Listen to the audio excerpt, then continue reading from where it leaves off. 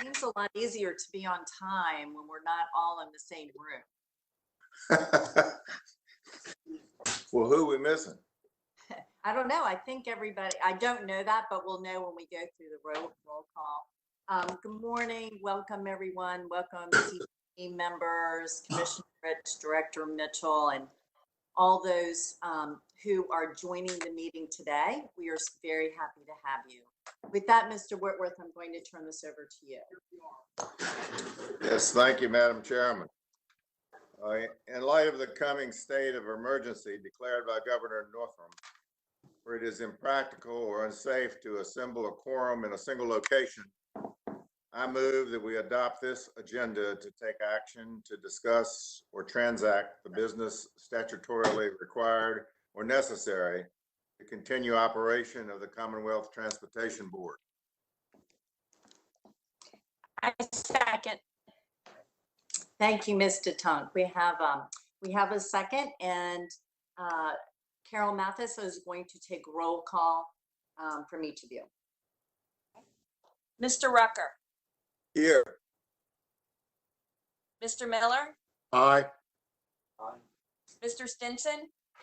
Aye. Mr. Brown. Mr. Kasperlitz. Aye. Mr. Malvin. Aye. Mr. Tunk. Aye. Mr. Whitworth. Aye. Mr. Williams. Aye. Mr. Yates. Aye. Ms. Hines. Aye. Mr. Johnson. Aye. Mr. Dodson. Yo. Dr. Smoot. Aye. So that was an aye for everyone present, with Mr. Brown not currently being at the meeting. Okay. Thank you, Carol. With that, we'll go ahead and get started this morning, and we're going to start with an update on our traffic volumes from Ms. Lockwood. Hey, good morning. Can everybody hear me? Yes. Yes. Yes. Great. Okay. So great. There are my slides. So the presentation this morning will share several different traffic trends during the COVID-19 situation. These will include volume, speed, and some crash data. Next slide, please.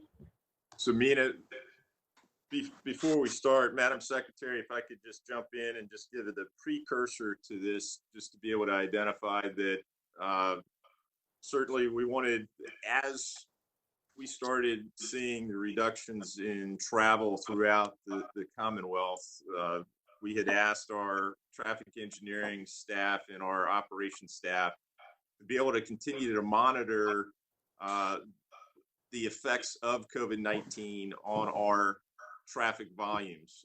Certainly, Mena's presentation today is going to be fairly comprehensive throughout the Commonwealth, and we'll start to see what the rebound potential is with regard to our volumes, and it may be a precursor to what the impact to our financial revenues may be. So this could be the surrogate measure to see how fast we can rebound and get to pre-COVID traffic levels, but also potentially what the impact back to the fuel revenue side of the equation would be. So I just wanted to put that into the perspective that as we've migrated forward since middle of March into where we are right now, certainly we'll show you what the impact on traffic has been. Our intention too would be to bring back another presentation, whether it be at the July or the planned September meeting, to show what the impacts on travel has been, and have this on a regular basis until we get back to normal traffic volumes and levels. So, Mena, if you could pick up where we left off. Absolutely. Thank you. So on this slide, I just want to start by showing you where all the volume data referred to in the presentation comes from. This map shows location of all of VDOT's 512 continuous count stations. With these stations, we count approximately 912 links statewide. The red locations are in-road sensors, which in addition to capturing the volume and speed data, they also capture vehicle classification, so trucks versus passenger cars. And then locations indicated with a blue marker collect just the volume and speed data. Next slide. So this graph shows the percent change in total daily volumes from typical conditions since the first of the year. The blue line represents all vehicles and the red represents trucks only. So as you see, both lines hover near zero for the first several months of the year, meaning very near typical conditions. And then the vertical lines with numbers represent various governor actions, starting with the declaration of the state of emergency on March 12th through number 11, where phase 1 begins on March 15th. So all vehicle volumes declined sharply in mid-March after the work from home started. The max percent change is shown there as negative 64% on Sunday, April 12th. And from about that point, there's a gradual increase as volumes approach typical.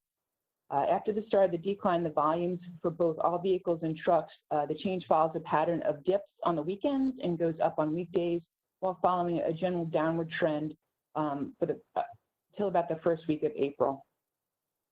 The truck traffic change is also generally similar to all vehicles, but the decline does not start quite as early, and it never decreases as much as the all vehicle, and it is now closer to being at typical levels.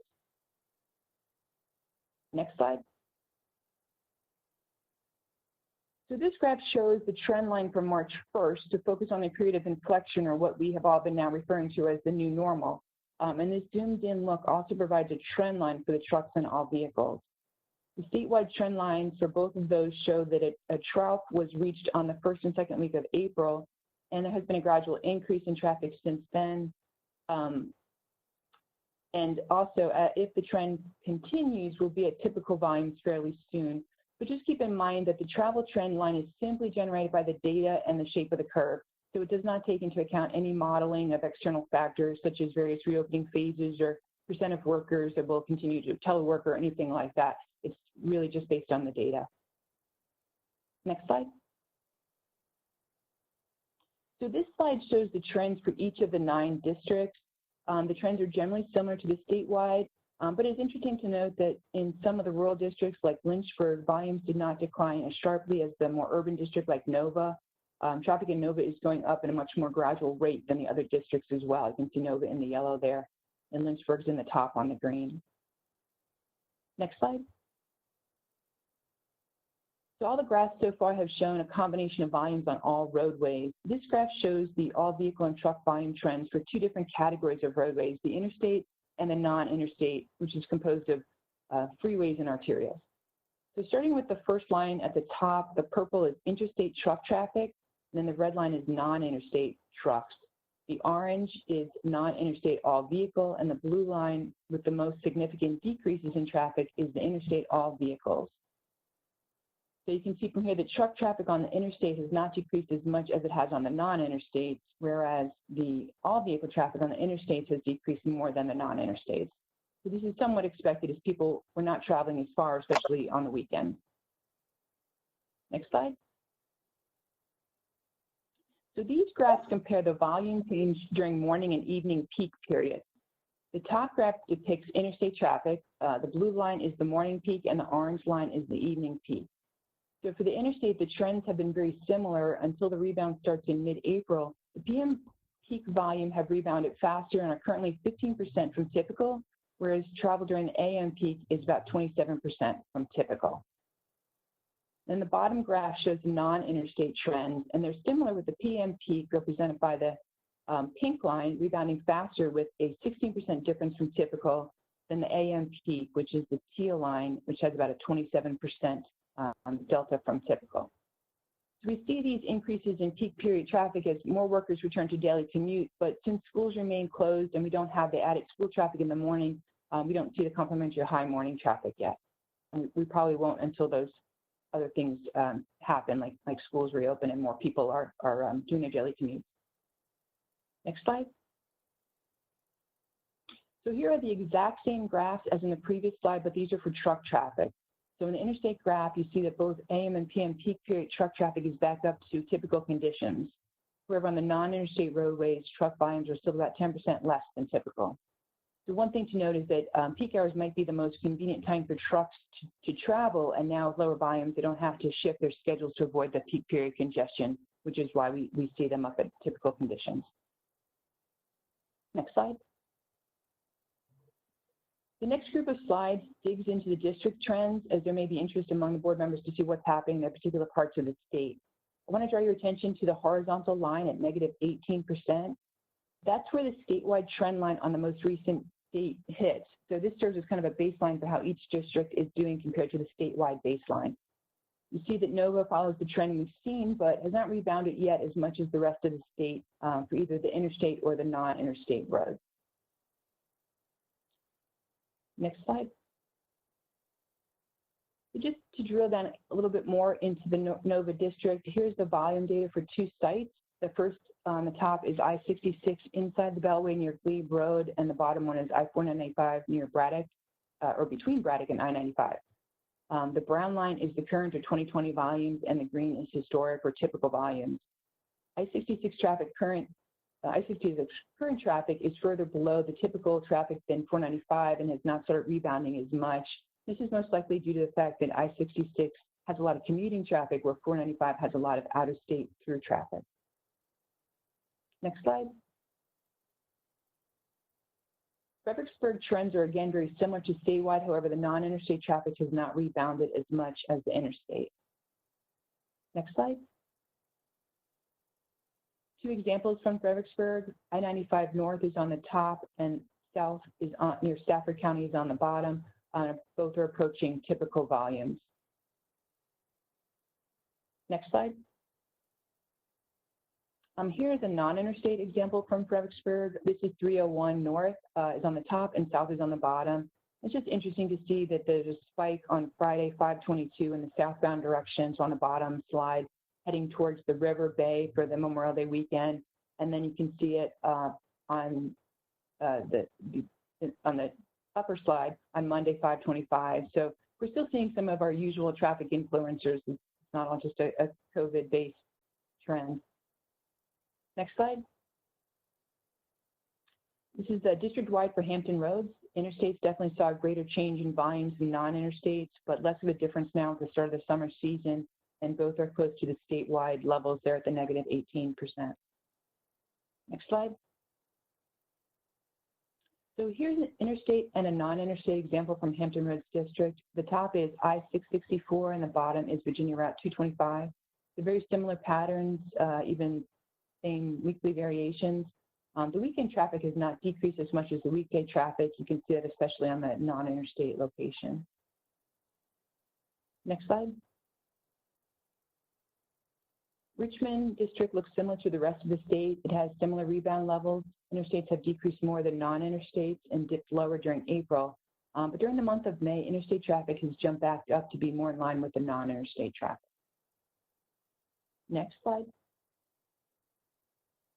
So here's two specific locations in Richmond district. I-95 North near Parham Road in the city of Richmond is on the top. It has a very similar trend to what we've been seeing, but it's probably coming back closer to typical conditions more than other locations. And you see less change in the non-interstate location, which is Route 60 East on the bottom. There's less variation from typical, which is probably just a function of all the local traffic still taking short duration trips. Next slide. In Culpeper, the non-interstate and interstate react very similarly. There's an upward trend, but still at the end of May, they were at about 30% below typical, which would be about 12% points from the statewide trend line at -18%. Next slide. And Lynchburg, of course, only has non-interstate roadways. Note that their max change was around -55% instead of the -64 that we saw statewide, and they've rebounded very close to the statewide average. Next slide. The next three district graphs, Staunton, Salem, and Bristol, all along the I-81 corridor, are very similar. You see that the interstate does not drop as quickly as the non-interstate, but then it does dip lower, and now they're very similar and just below the statewide numbers. So this one is Staunton. Next slide.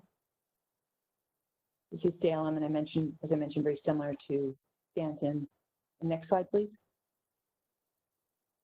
And this is Bristol, again, very similar to Staunton, similar trends and recovery and rebound. Next slide. So within districts, there can be quite a bit of variation. These graphs show the volume change by jurisdiction. So Northern Virginia is on the top with Prince William County, Loudoun, Fairfax, and Arlington. It's interesting to note that Arlington County went down really rapidly and is now picking up at the rate of other jurisdictions, possibly because Arlington has been significantly influenced by DC decisions, particularly those by the federal government. There are many federal employees living in Arlington and many federal jobs there. Of course, the Pentagon is in Arlington. The trends are a little different in rural jurisdictions, such as in Staunton, which is shown on the bottom graph. There's much more variations among the jurisdictions. Rockingham County has the greatest decrease in volume and has not picked up in the last month like some of the other counties in Staunton. There are 3 universities in Rockingham, or colleges. They are a few of the major employers. Until they reopen, traffic volumes probably won't get back up to typical. Montgomery County, home of the Hokies, shows a similar trend in Salem District. Several other rural counties have not had the steep declines we've seen statewide. Shenandoah only dipped to about -30%. Chances are more people are teleworking in the urban jurisdictions. And looking at the largest employers in Shenandoah, there's essential businesses, and there's a lot of locations where you can't telework, like health systems and such. So it makes sense that their numbers have not decreased as much. So just as we look at these county and district trends, we'll see influences from other restrictions or lack of in bordering states like Tennessee and Maryland and District of Columbia. Next slide. So certainly with the lower volumes, we've seen reductions in congestion. Here's a heat map of the Northern Virginia area during the AM and PM peak hour in May 2019 on the left, as compared with this May on the right. And just as you would expect, there's a lot of lower speeds in 2019 typical conditions as opposed to currently. Next slide. This is the same maps for the interstate system in Fredericksburg. Again, very little congestion currently in May of 2020, showing the 50th percentile speeds during the peak hour. Next slide. And this is Richmond area, which is the same story. Really, all of the congestion which we see in the downtown area during the peak hours has not been experienced this past May. Next slide. And here's the Hampton Roads area with speeds at or above the posted speed limit in the post-COVID era on the right of May 2020. Next slide. So since the volumes are down, many people ask about the crashes. And the gray lines here are the weekly number of crashes averaged over the last 3 years, and the blue bars are the weekly numbers for 2020. Since crash reporting can lag by about 2 months, the latest numbers shown here are preliminary, so those with the hashed blue bars are preliminary. But we have seen a downward trend in total crashes that is very similar to volume. The volume change on this graph is indicated by the blue line, the trend line. So again, this chart shows total crashes, and you can see that they are going down, and then as the volume goes back up, the crashes are also starting to go back up, and we anticipate that as more of the numbers are finalized, those last 3 blue lines will increase and probably be close to the volume lines, just as the other weeks are in this period. Unfortunately, the fatality story is not quite as good. The preliminary data from DMV through May 21st indicates that although crashes are down 45%, traffic fatalities are only down about 22% as compared to the same period in 2019. And the speed-related fatalities have decreased by only 8%. So speeding is definitely an issue, as is unbelted. So a lot of people are not wearing their seatbelts and are speeding. Next slide, please. That is the end of the trend information that I have for you this morning. Are there any questions? Let me see. Hi, what a great presentation. Thank you very much for that. Does anyone have any comments or questions from the board? Madam Chairman, Mr. Miller. how are you? If you go back to the Hampton Roads speed trends, I think it showed on my screen as 29. But it showed, I'm particularly looking at May 2019, because I was surprised to see that in peak periods, the data shows us that, as far as I can tell, that there is no congestion at the peak periods that affects, at least that affects speed. So I don't see anything other than 65 and over or 55 and over on the peninsula or around the ring, other than the confluence of 64 and 264, which drops down to 45, 55. And that's not my experience. So I don't understand that in terms of speed.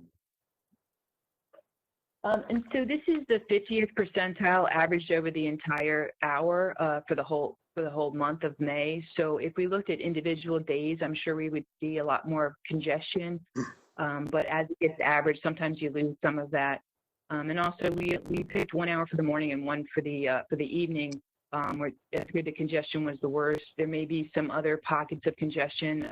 Sometimes if you look at just a half an hour, I know peak period starts early in Hampton Roads, possibly 6:30 to 7 has a lot more congestion, but I think it's just the fact of the congestion kind of gets a little bit diluted looking at the average, looking at it over an I would tell you that every day, other than non-summer weekends, and I guess this includes weekend days, so that's gonna, no, it's just weekday, I said. But every day, there's a backup on both the east and west sides of the tunnel. It's significant. And so when we show data like this, and I'm not saying that the data is not accurate, but I don't think it reflects the true picture there in terms of sort of what we're dealing with. Not that that was the point of this particular set of data, but if you sort of looked at this in the abstract, you'd say, why are we sinking billions and billions of dollars in to this region to expand the roads due to congestion? Because I don't see a lot of congestion last year. So I just wanted to make that point, that I don't believe it's reflective of what really happens in the morning commute and the afternoon commute. And if Mr. Malvin or Mr. Johnson want to chime in, or others, I can, maybe I'm off base, but that's not my long history of experience. Thank you. I would agree with you. Oh, go ahead, Mena. I was just going to say, I think there are probably a lot of other ways that we can show congestion in Hampton Roads area. This was just the one to show that comparison. So you're right.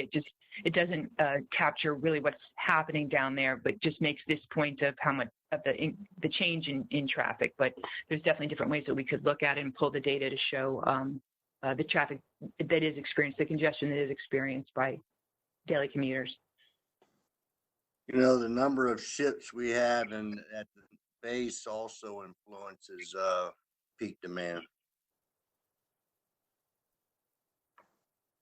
Yes, that's a really good point.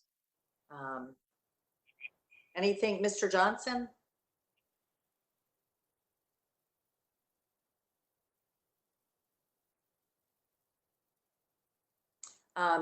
Commissioner, I think the main point of this presentation was to try to get some perspective on the impact of COVID on our traffic volumes. And that is really what we were most focused on, where they are at this. It affects a lot of our decisions, but it also affects our financial stability. So anyway, just wanted to bring you all in to give you some Madam sense. Secretary? Oh, yes, Mr. Johnson. Yeah, before we move on, just from my standpoint, for all the years that I've been living in the Hampton Roads area, notwithstanding being on the Eastern Shore, and every time recently in the last 4 years that I've been across that bridge, it's always backed up, unless you go at oh dark 100 in the morning. I can tell you it's significantly backed up almost all the time. Yeah, I think there'll probably be a huge majority of us that would agree with you, all of you actually. I also asked, Director Mitchell, are you on the call? Yes, I am. So I also asked Director Mitchell to look at rail and transit just to kind of give you a sense. We don't have a presentation on this, but just to give you an idea of where volumes are today. So Jennifer, I'm just going to turn this over to you. Sure. So we were seeing traffic volumes, or I'm sorry, ridership volumes down about 95% statewide, including looking at Washington Metro, where we've actually seen while rail ridership has been down, less of an impact on bus ridership. And there's a sense in the DC area that there are riders that typically were using rail that are also using bus now. Overall, though, ridership has been coming back slightly. We are seeing now about 80 or about 90% volumes. That's the same on rail ridership and Amtrak as well. Ridership was previously down about 95 to about 95%, or about 95% down from what it was this time last year. It is starting to come back, and we're now seeing that it's about 90% of ridership from last year as well. We have seen some differences among the urban areas, but I think we're starting to see it come back, particularly in areas like Northern Virginia. Some of our systems are starting to add service back, and particularly for some of our commuter routes where people are starting to go back into work, and we're starting to see that reflected in bus ridership as well. So different trends across the state, but definitely we're starting to see things slowly rebound. Thank you, Jennifer. I also asked Kathy McGee to just give you a brief update on aviation in the port. So Kathy, are you there? I'm here. Good morning, everyone. Morning. So I just want to give you just a really brief overview of what we've seen in the aviation space and then with our port. As you can imagine, the impacts on aviation have been quite extreme. They hit a low nationwide of about 4% of normal passenger throughput at TSA checkpoints in mid-April. So 4% of normal, as you can imagine, is quite low. We've seen somewhat of a rebound, and we now stand at approximately 20% of normal in terms of traveler throughput at those TSA checkpoints. I want to point out that there are obvious impacts to the airlines, but those impacts are also severe across other airport sectors, including on airport concessions, parking, and affiliated services.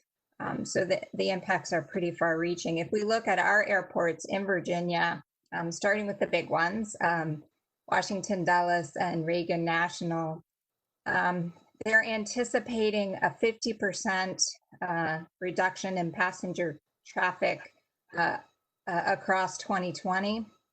They saw 17% reduction in the first quarter, 88% reduction in the second quarter. Hopefully by the fourth quarter, they'll be back to only about 33% down. And then across 2021, they're anticipating a 15% reduction in passenger travel. It gradually gets better throughout the year, but across the entire year, they still anticipate an overall reduction in travel. In general, international travel is down more than domestic, as you can imagine, but the stoppage of business travel has really impacted the airline industry. If we look at our smaller air carrier airports, they've also seen those reductions down about 95% across our air carrier airports in Virginia. Richmond International Airport, for example, reported a 95% decline in parking revenue for the month of May, and this has a huge impact on their financial picture. The Newport News Airport was particularly hard hit when Delta suspended all service from that airport beginning May 13th through at least September 30th. This move was facilitated by the Federal CARES Act that allowed airlines to discontinue service to some airports as long as at least one airport in each region is served. So Newport News is in the same region as Norfolk, and so Delta was allowed to discontinue service to that airport. All of our airports did receive CARES Act funding, which will help them as they navigate this challenging time. So that's a good thing. They didn't all receive the same amount of money, so they're struggling a bit, and some airports in particular will struggle more than others. I want to just, any questions about airports before I move to ports? I could give you the exact amount of funding each airport received, but I didn't figure you wanted that level of detail. All right, let me move to ports then real quickly. I have one question about the airports. Do you monitor the amount of air freight has been impacted? I have gotten some information about freight movement through the airport. That's not down as much as you might imagine as passenger travel. I don't have those details today. I apologize. I didn't anticipate that question, but I can get that information for you. Okay, thank you.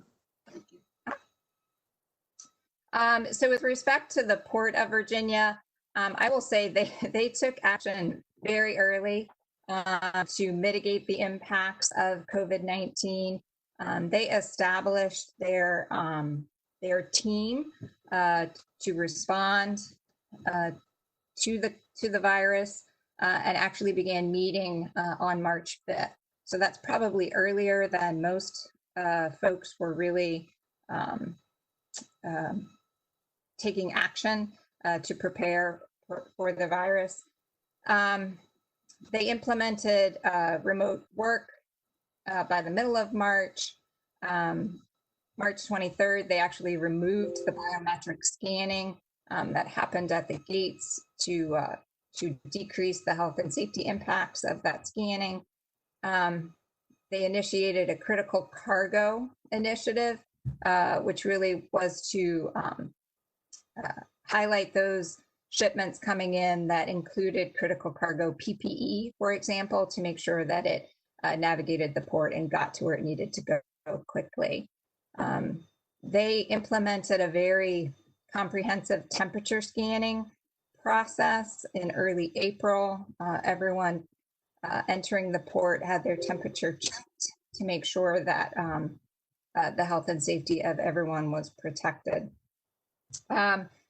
The port has obviously been impacted by the virus. They currently have a total of 79 blank sailings scheduled through September.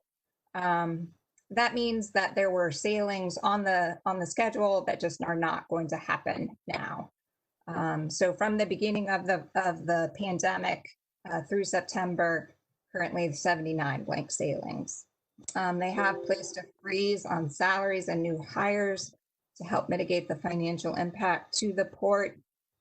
And on May 4th, they actually closed the Portsmouth Marine Terminal and shifted resources to PMT and NIT, or from PMT to NIT and VIG to reduce costs and improve effectiveness. They've also adjusted gate hours to reflect the lower volumes that they're dealing with. So they have fewer gate opening hours, and that also reduces costs.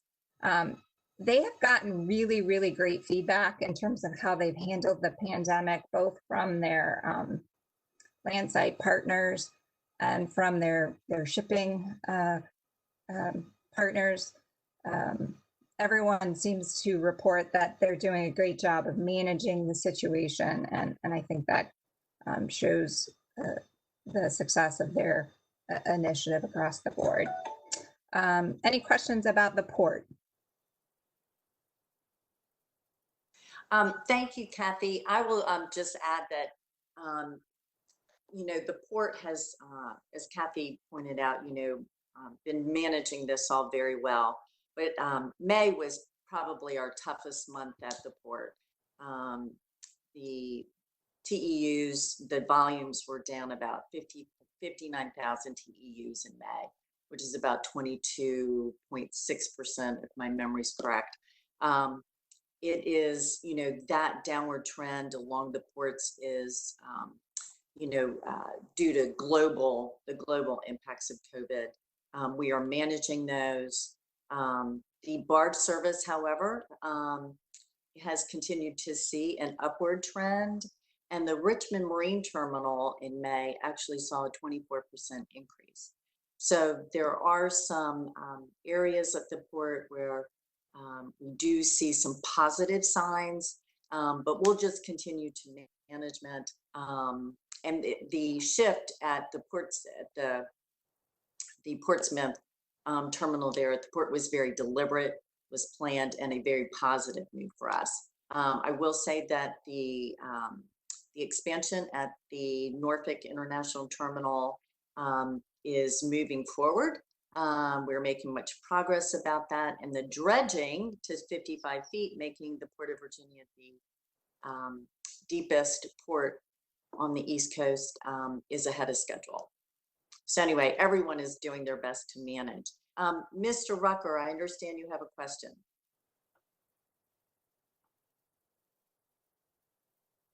I no longer have that question. I communicated that to Carol. Thank you. Did not get.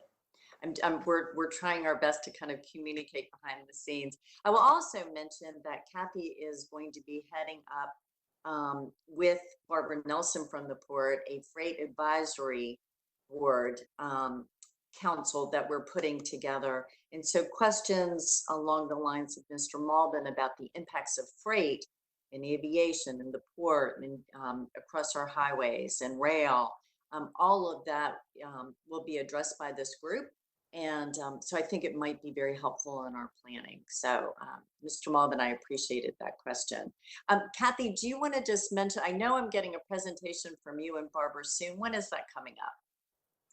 We're not on your calendar yet, but we hope to be soon. We've had 2 really great conversations with FHWA about freight advisory committees elsewhere that have both struggled and been successful, so that we can make sure we pick the successful path with ours. And so we hope to get on your calendar soon and then to begin pulling this together in the next couple of months. Okay, thank you. With that, I'm going to turn it over to Randy Kiser. We're very happy to have you. Good morning, Madam Secretary and members of the board. Can you hear me?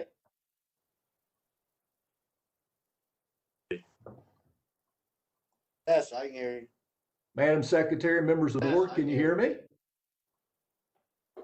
Yes, I can hear you. Hello? Yes, we can. I can hear you. Okay, Yes, good. yes, we I thought you can. couldn't hear me. I'm so sorry. Well, it's my pleasure to provide you a brief update on upcoming action items at Mr. Whitworth's last meeting, who are going to greatly miss. I'll provide you an overview on an agreement to authorize the commissioner to execute an agreement with West Virginia to improve Route 340 in Clarke County. Next slide, please. Okay, this picture is looking south into Virginia. If you look at in the background, you can see "Welcome to Virginia" there. And actually, this picture is showing, you can't really see it very clear, but Route 340 is actually transitioning into a 4-lane road that extends about 4 miles to the Route 7 bypass around Berryville. And of course, we're going to be talking about entering into an agreement with West Virginia DOT according to Virginia code. So go to the next slide, please. Okay, this gives you an aerial map of Route 340 at the Virginia-West Virginia line. Left of the map is Berryville at the top. Left of the map, the top of the map is West Virginia. And Route 340 at the top also goes into Charlestown, West Virginia. And just to give you all situational awareness, that's a good place for some horse racing and betting. Also, you'll notice that little Rainbow Club logo there on your map, and that's being impacted by the project in West Virginia. Just for situational awareness, Patsy Cline got her start in music, and this is the filming location of the movie Sweet Dreams, which is about Patsy Cline, which is a female country singer from the early. She's originally from Winchester, Mr. Whitworth's neighborhood. Also, you'll notice that the Virginia portions of Route 340 is 4 lanes and it's necking down to 2 lanes at the state border. In West Virginia, plans to lane their portion beginning here and extending all the way to Charlestown. They plan to award a contract this summer and finish construction in 2024. Next slide, please.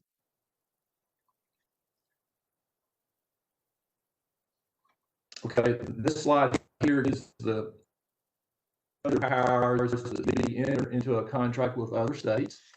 Go to the next slide, please. Excuse me for 1 second. I'm sorry, Randy. Excuse me for 1 second. I'm sorry, Randy. Okay. Do you have your phone on and your I just have my computer is all I have on, ma'am.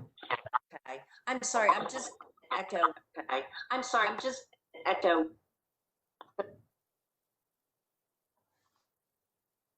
You're having trouble hearing? Carol, Randy, is anybody else having an Carol, issue? Randy, is anybody else having an issue? Randy, if you can, Randy, not, Yes, sir. if you can not.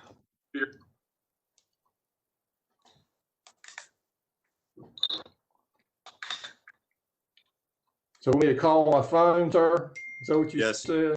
Okay. Yes. Yes. Yes.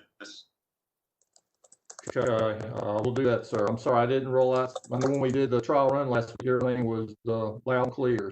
So I'm here in the office, so. You're so right. It was loud and clear, but You're so right. It was loud and clear, but. Welcome to WebEx. Enter your access code or meeting number followed by. Okay, let me go ahead and get the meeting code here. I'm so sorry for this disruption this morning. My apologies. worries. We are all working through this. We are all.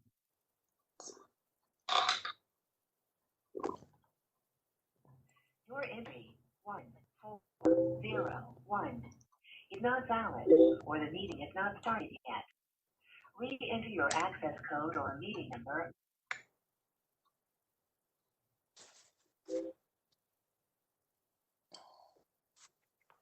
Madam Chair. Madam Chair, this is Jerry Stinson. Can you hear me? Yes, sir, I can. I apologize, Madam Chair. I don't mean to disrupt the meeting, but I was kicked off of WebEx a few minutes ago, and I've been trying to reconnect ever since, and it is not going through at all. So I've dialed up my telephone. It seems like it's going to, unless something else changes, and it's going to be the only way that I can attend. Okay, well, thank you for letting us know that. We may take a break in a little bit just to check on that, but thank you very much for letting us know. Welcome back. Yes, ma'am. Yeah, thank you, ma'am.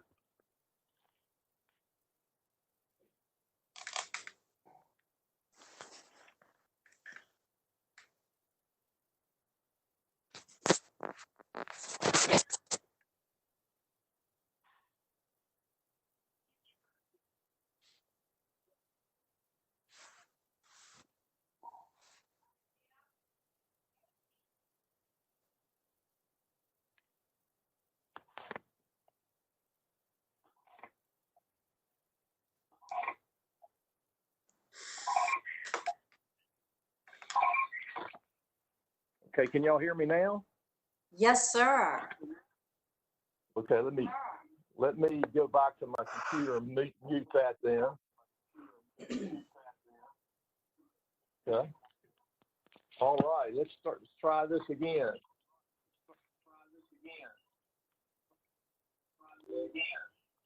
Let me cut my speakers off on my computer because I'm getting feedback. Okay. All right, can you hear me? Yes, Randy, we can hear you. Okay, I'm so sorry for the No, disruption thank you here. very much for your diligence in trying to get here. But I didn't want people listening to this not to be able to hear or understand this. So anyway, Okay. thank you, Brian. All right, Madam Secretary, let me move on with the slide that we stopped with. I think it's the 340 improvement agreement with West Virginia, if that's where you'd like me to start. Okay, this is an agreement with West Virginia to approve the 2-lane section of Route 340, and it's almost 0.2 of a mile in length in Virginia that needs to be approved to be improved to a 4-lane facility. And just to give you all situational awareness, 4 lanes is already 4 lanes to Berryville. Over 4 miles is slated to be 4 lanes in West Virginia. And the improvement will provide a nice 4-lane facility between the Route 7 bypass at Berryville to the Charlestown, West Virginia bypass that's already in place. And just to give you background, the traffic count in the portion of Virginia ranges anywhere from 13,000 to 17,000 vehicles per day. Go to the next slide, please. West Virginia will be the lead agency to design and build the project using a design-build contractor. The contractor will be responsible for maintenance, and Virginia will improve the contractor methods, materials, and submittals to be used within Virginia to ensure it meets Virginia specs and standards. Go to the next slide, please. Each state will bear the cost of their project. The total estimated cost is about $35.6 million for design and construction. Virginia's share is about 4.5% at $1.6 million, and West Virginia's share is about 95.5%, and they're using state bond funds to fund their portion, so we've agreed to use state funds. Right-of-way is not anticipated in Virginia since it was purchased when our portion was 4 lanes years ago. Our portion was designed with over a 100-foot median, so in West Virginia is designing for a 40-foot median. And we have about $2 million programmed in our 6-year plan with funding established back in 2016. Okay, go to the next slide. And West Virginia, they'll begin invoicing us next fiscal year after the project is awarded. And the next slide, please. And the next steps, we want to present a resolution to this board authorizing the commissioner to execute the 340 agreement with West Virginia. And we would like your consideration at today's action meeting, since it's Mr. Whitworth's last meeting. We'll begin reimbursing West Virginia for cost of the project in Virginia. And once work is complete, we'll add the new mileage to our primary system. And I will be glad to take any questions, Madam Secretary and members of the board. Thank you, Randy, and we could hear you perfectly. Okay, well, I've learned my valuable lesson. I'll use the phone for audio. Well, no, I just think maybe there's something peculiar going on. Mr. Stinson had a hard time getting in, so there might be just something else. But thank you so much for that. Mr. Whitworth, is there anything you would like to add to this? I would say that highway is becoming more and more in use. It's heavily trafficked, notwithstanding the famous club where Patsy Cline started. It still is going. It also is the major link between Winchester and Clarke County to the Charlestown racetrack and casino. So you can see there's a lot of important usage in this transportation area, and finally the fact that this is something that's long been needed. The state of West Virginia is going to now take care of, and all we need to do is take care of our little part of connection. So I don't see it being any issue with it. Does anybody have any comments or questions? Yeah, Madam Secretary, this is Bert Dodson. Yes, Mr. Dodson. Yeah, I was going to ask Randy something. Randy, I've traveled that road several times. Is that the rolling hills coming out from Charlestown that's, kind of dangerous when it's dark and rainy and et cetera? I mean, it's a rolling hill part before you get to the Virginia line. Is that the section you talked about, the 4-lane? Yes, sir. That's what I recall. It's been a while since I've been on that piece of West Virginia, but yes. Is it Dixon? Yeah, yeah, you go from a 4-lane to a 2-lane, and it's pretty hazardous on West Virginia side. And then you get to the Virginia side, it's better. But I've driven that road several times. It's pretty hazardous. That's correct. Thank you. I guess you've noticed it's hard to take a right out of the Rainbow Club too, Bert. I'll refer to somebody else. I won't admit to anything. Okay.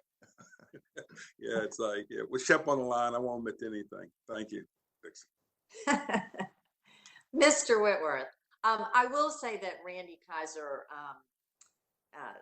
mentioned in his remarks that, this was Mr. Whitworth's last meeting. I, however, refuse to acknowledge that until we're all back together, and hope I will get a commitment from Mr. Whitworth that we will indeed, when we're back together, have an opportunity to address you properly. So I'm trying to ignore this, but did want to mention to everyone on the call today, on part of the meeting, that Mr. Whitworth will be leaving the board, and I think I know this, he has maxed out his time. But if we could find a way, Mr. Whitworth, I assure you we would, to have you stay with us. So with that, I will turn this over to Laura Farmer.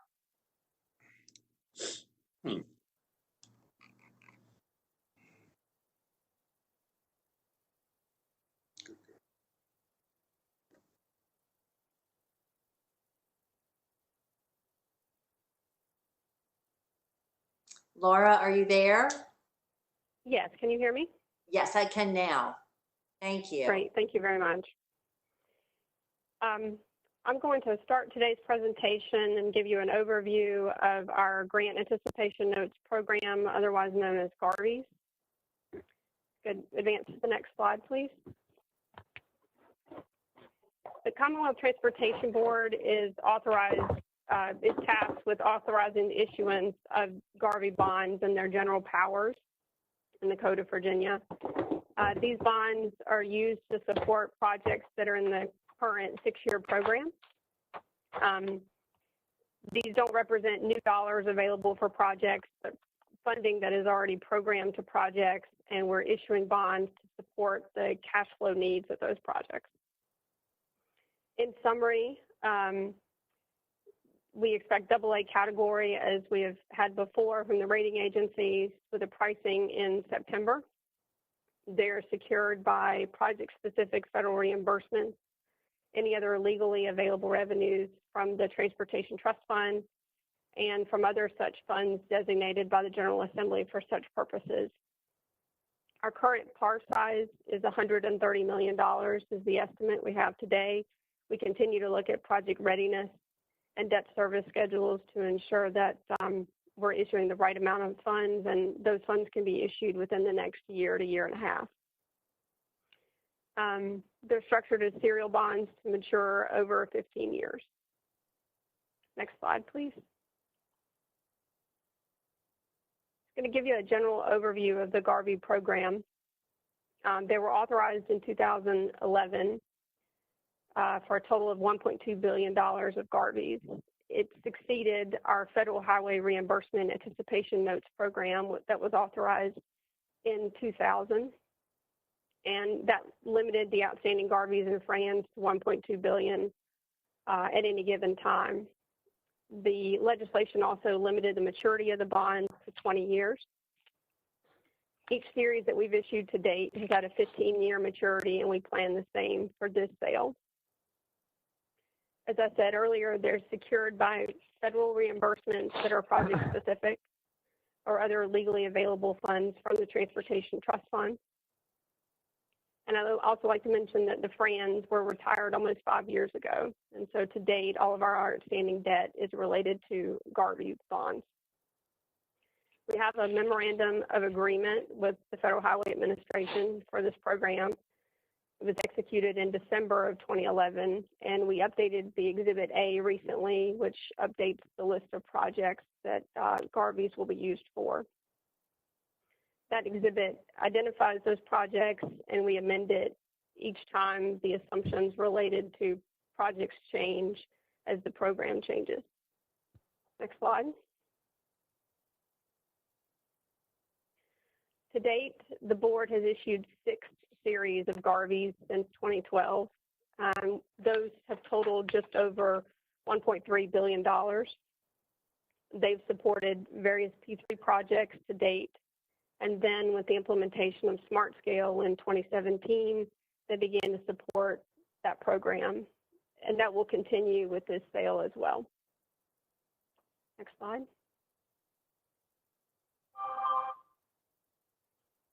As I mentioned earlier, the federal reimbursements support the debt service over time, and then it has backstops built into the program to support the debt service. They are limited. The maximum outstanding, as I mentioned, can be $1.2 billion, and our debt service coverage must be 4 times. The outstanding Garveys after the sale will be approximately $911 million. And we have significant coverage of greater than 10 times with the assumed debt service. After this sale, we anticipate another one the following year, and today it's estimated to be $140 million. Next slide, please. This slide just highlights some recent Garvey transactions. Most of these on this page happened in calendar year 2019. The first 2 for Rhode Island and District of Columbia were earlier this year. And on the far right, you see the last time the Commonwealth Transportation Board sold Garvey bonds in November of 2018. Similar in size, they were actually $75.7 million in par value. And our true interest cost at the time was 3.05 for that sale. Just some perspective on the market today, based on rates yesterday, our estimated true interest cost for this sale could be approximately 1.6%. And then with some coverage between now and September, 1.8. Obviously, a lot of time happens between now, a lot of time will pass between now and September. And the authorization information and the resolution that we'll propose to you for your July meeting will have a maximum true interest cost of 3 to 3.25, depending on market conditions when we advance the resolution for your consideration. Next slide, please. So for your July meeting, you'll receive a series of documents, the resolution that authorizes the issuance, as well as the supporting materials. It will contain some of the discussion around transportation revenue changes in the Commonwealth that happened this past session. So just getting you ready for that.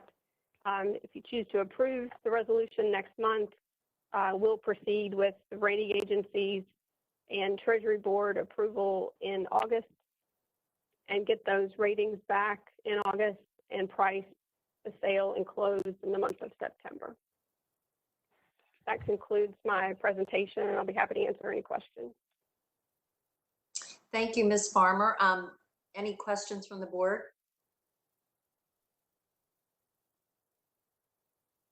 Okay, thank you very much. Thank you.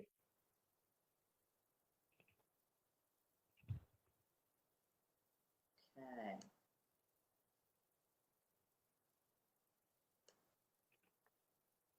I'm gonna have to go, there's the agenda. My other computer shut down. Ms. Pryor, welcome.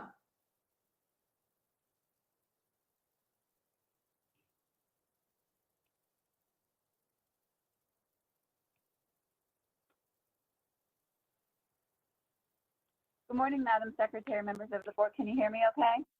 Yes, good morning. Thank you. Today I'm presenting on a Smart Scale budget increase request for the IED1 Exit 300 Southbound Acceleration Lane Extension Project in Staunton District. Next slide, please.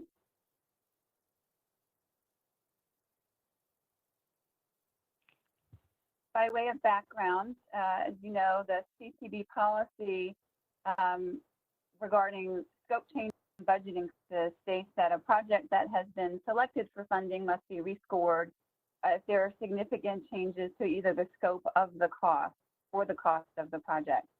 It goes on to state that if an estimate increases above certain thresholds, then board action is required to approve that budget increase. Next slide, please.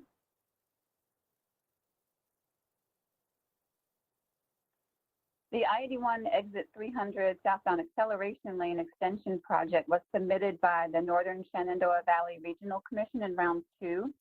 The original project cost was just over $3.4 million. It was fully funded with smart scale funds using the high priority funds.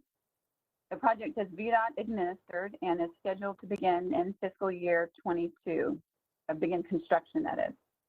The original scope included extending the acceleration lane onto I-81 southbound from westbound I-66. This required widening the existing southbound bridge structure over Water Plant Road to accommodate the extended acceleration lane. Next slide. As we've been working on the project, a couple of issues have been identified related to the bridge structure that have necessitated a change.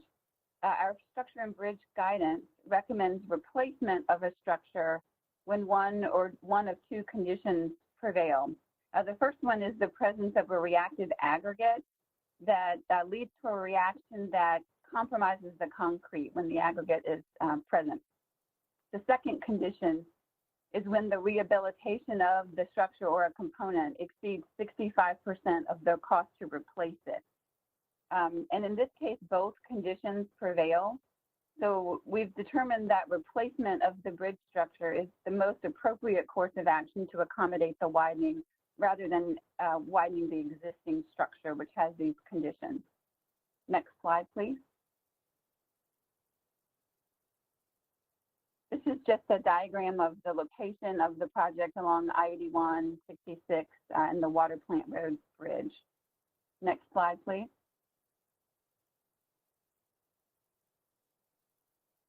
These are just some details of the project. The estimated cost of the revised design, which includes replacing the bridge structure, is $8.5 million. It's an increase of $5 million or 148% increase. There are sufficient surplus high priority funds available to cover this increase. When we recalculate the score of the project based on the increased budget, the score decreases from 11.1 based on the original application to 4.5. This does reduce the rank of the project, but it is still ranked higher than the lowest funded project in the district for that round at 16 out of 19. Next slide, please. The recommendation for your action, hopefully today, we're requesting action today again because Mr. Whitworth's last meeting is today. There are sufficient funds available in the high priority balance entry. And I would point out that of the available surpluses, nearly $5 million was released from other projects in the Staunton district. And this would leave a remainder of $41 million in high priority surplus funds in the balance entry. And with that, I'd be happy to take any questions.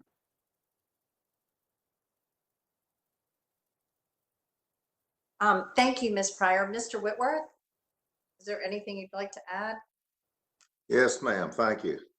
As you can see, we're milking this vacancy as much as we can.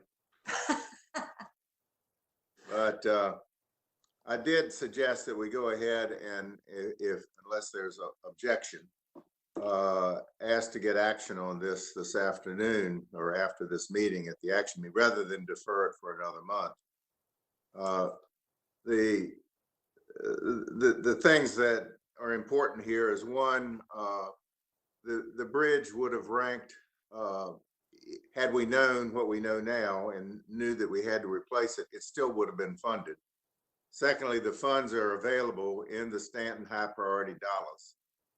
And thirdly, I believe I'm correct in saying that this also ties in with the I-81 improvement plan that would require this bridge to be widened anyhow to accommodate future lanes. So all in all, it makes a lot of sense to do it now rather than in a piecemeal basis, and to have a bridge that will have a long-term viability. So I fully support it. Madam Chairman, Yes. Mr. Miller, I would support Miller. Mr. Whitworth's project that he's advocating for. I did have a technical question, which goes to the issue of the ASR, the alkali silicate reaction. And as I understand it, that's a reaction that happens in the concrete due to some chemical factors and maybe how it's poured and so forth. My question is, I know there's ways to ensure or help ensure that doesn't happen at this point. So when we build roads out of concrete now, or bridge structures or whatever it is there something that ensures that something that we do that ensures that reaction won't happen down the road and we'll be back in this boat on other projects? It's probably a Brich question. But Yeah, Commissioner, perhaps you could take that question. Madam Secretary, I'm going to have to refer back to my bridge engineer who's not on the line you can tell me offline, or I'm just. We will certainly follow up with Mr. Miller specifically on that question. No worries. Thank you. Madam Chair, I have just a clarifying question. Yes. Are we just replacing, is this a proposal to replace just the southbound bridge, or is it for both? Just the one structure. And then, thank you. And, I think we may also consider a motion to name this bridge after Mr. Dixon Whitworth. You got to be dead to do that. Thank you. Madam Secretary. We unanimously reject that concept. Ms. Hines. Thanks. This is a smart scale remind me question. I understand why we need to do this bridge, and if we didn't have high priority money, I would be advocating taking it out of the bridge money. But when we rescore and then ask ourselves the question of, would this have been funded in the context? When we're talking about high priority funds, isn't the comparator to other things in high priority, not to the things in the district? So the way we look at it is essentially how we prepare the funding scenario in a stepwise fashion. And I actually go back through it and make sure that had the project ranked at a different level, whether it still would have been funded in step 2 or 3 or 4, or whatever. And in this case, it would have been. Okay, but it's really not relevant how it ranked in Staunton. It's relevant how it ranks across all the projects that were considered for high priority. In some ways, yes, ma'am. When projects are funded with high priority funding in step 2, if you recall, that is within the district. It's a project that would have otherwise been funded by district grant money, but wasn't because it wasn't eligible, which was the case with this project because it was submitted by the Northern Shenandoah Valley Regional Commission, not the locality. I see. Okay, thank you. Well, okay, thanks. That's very helpful. Thank you, Kim. Sure. Thank you, Kim. Anything else? No, ma'am. Okay. We appreciate it. And with that, we have Mr. Tucker. Good morning, Madam Secretary, members of the board. Can y'all hear me okay? Good morning. Yes, we can. All right, excellent. Next slide. Today I'm going to be going over 2 main items. One, I would like to give the board an update on the current round of smart scale that we're in. I also wanted to give an update on the performance-based planning pilots or demo efforts. This is something we discussed at the July meeting last year, where the board challenged us to look at projects in round 3 that we thought were good candidates to go through a performance-based planning effort, and we identified some demonstration projects in the Northern Virginia, Culpeper, and Salem districts, and have been working, with the districts and the Transportation Mobility Planning Division to move those forward. So I'll be giving an update on those. Next slide. The current round of Smart Scale has 484 pre-applications have been submitted. This does include 2 placeholder projects or placeholder applications that our office has put in case the board decides to leverage its option this fall to submit up to 2 applications. There are $7.5 billion in total projected cost. At this point in time, we don't have the leveraged funding amount that would be included in the final applications that are due in August. The table that you see here is sort of a breakdown in the total cost and the number of pre-applications by construction district. Next slide. This slide gives you a breakdown of the principal improvement types. This is what the applicant selects with respect to what is the main thrust of what they're proposing. So as you can see here, 365 highway projects, 96 bike ped, got 14 bus transit, 2 rail transit. I will point out that the one that's listed there as rail freight is actually a road project up in Ashland that proposes to provide a grade separation over a rail crossing. So really that's more of a highway project. And then you've got 6 travel demand management projects, which typically are things like park and ride lots. Next slide. We haven't really run into any major issues during the pre-app period. Pre-screening is being wrapped up, and this is really, as a reminder, 3 key questions that we ask when we're reviewing each of the pre-applications. 1, does the project meet a VTrans need as adopted and identified by the Commonwealth Transportation Board? Does it meet the eligibility requirements for Smart Scale? So if you remember capacity and operational improvements are the thrust of Smart Scale. So a project that is proposing a study or is state of good repair would not be eligible. And then, of course, the readiness requirements that the board has put in place over the last several rounds, making incremental improvements each round. So, this helps ensure that we're minimizing potential risk in the future with the scope changing or significant cost increases. The final full application is going to actually open this Friday, and folks will have until the beginning of August to get the full application submitted. Next slide. There are a couple of flexibility issues that we would like to discuss with the board and propose.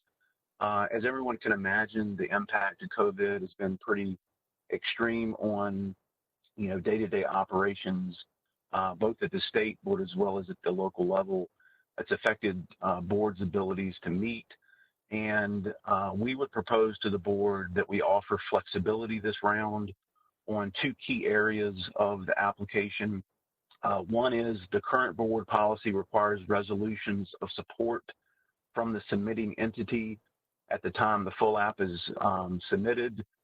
And we would ask the board to allow us to provide flexibility this round until the end of October for localities, PDCs, MPOs, transit agencies to include those resolutions of support. Many boards are just now starting to meet again, and many of them are dealing with financial issues with schools and health concerns. And we think a little bit of a grace period for them to get the resolutions of support in before the final scores are released would be much appreciated by the applicant community. The other item is the financial and revenue impacts of COVID. The state still doesn't have a complete understanding. We expect updated revenue estimates here in the next couple of months. And typically the localities are behind the state as far as understanding what the impacts are going to be to their local budgets. So we would also ask for or plan to offer, with the board's concurrence, extending the deadline for them to provide documentation for any leveraged funding that they plan to include. I will point out that would be in October and would be well before the release of scores in January. Next slide.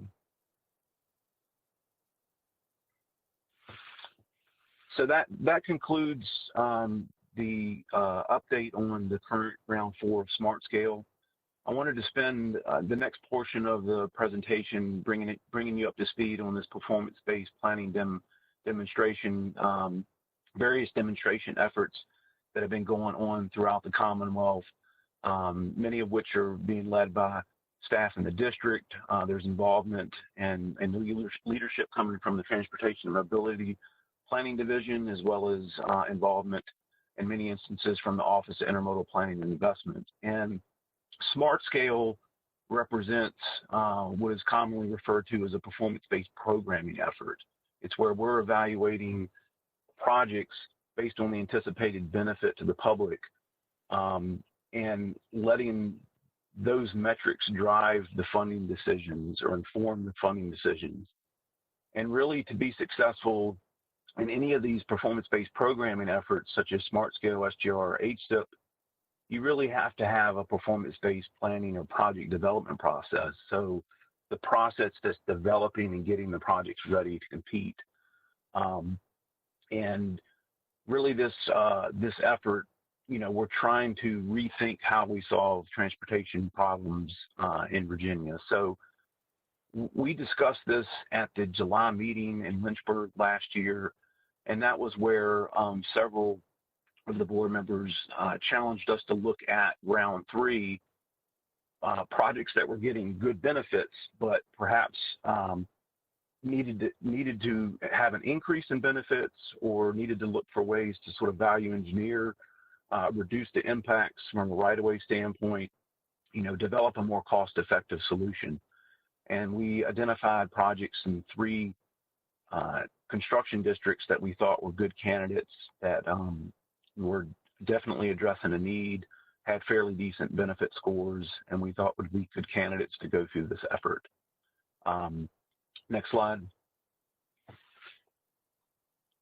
And to sort of set the stage for what we mean by performance-based planning, and you may remember this from July, but this is sort of an illustration of a decision tree that we would sort of question. If your check engine light came on in your car, your knee-jerk reaction probably wouldn't be, I need to put a new engine in, or I need to go to the car lot and buy a new car.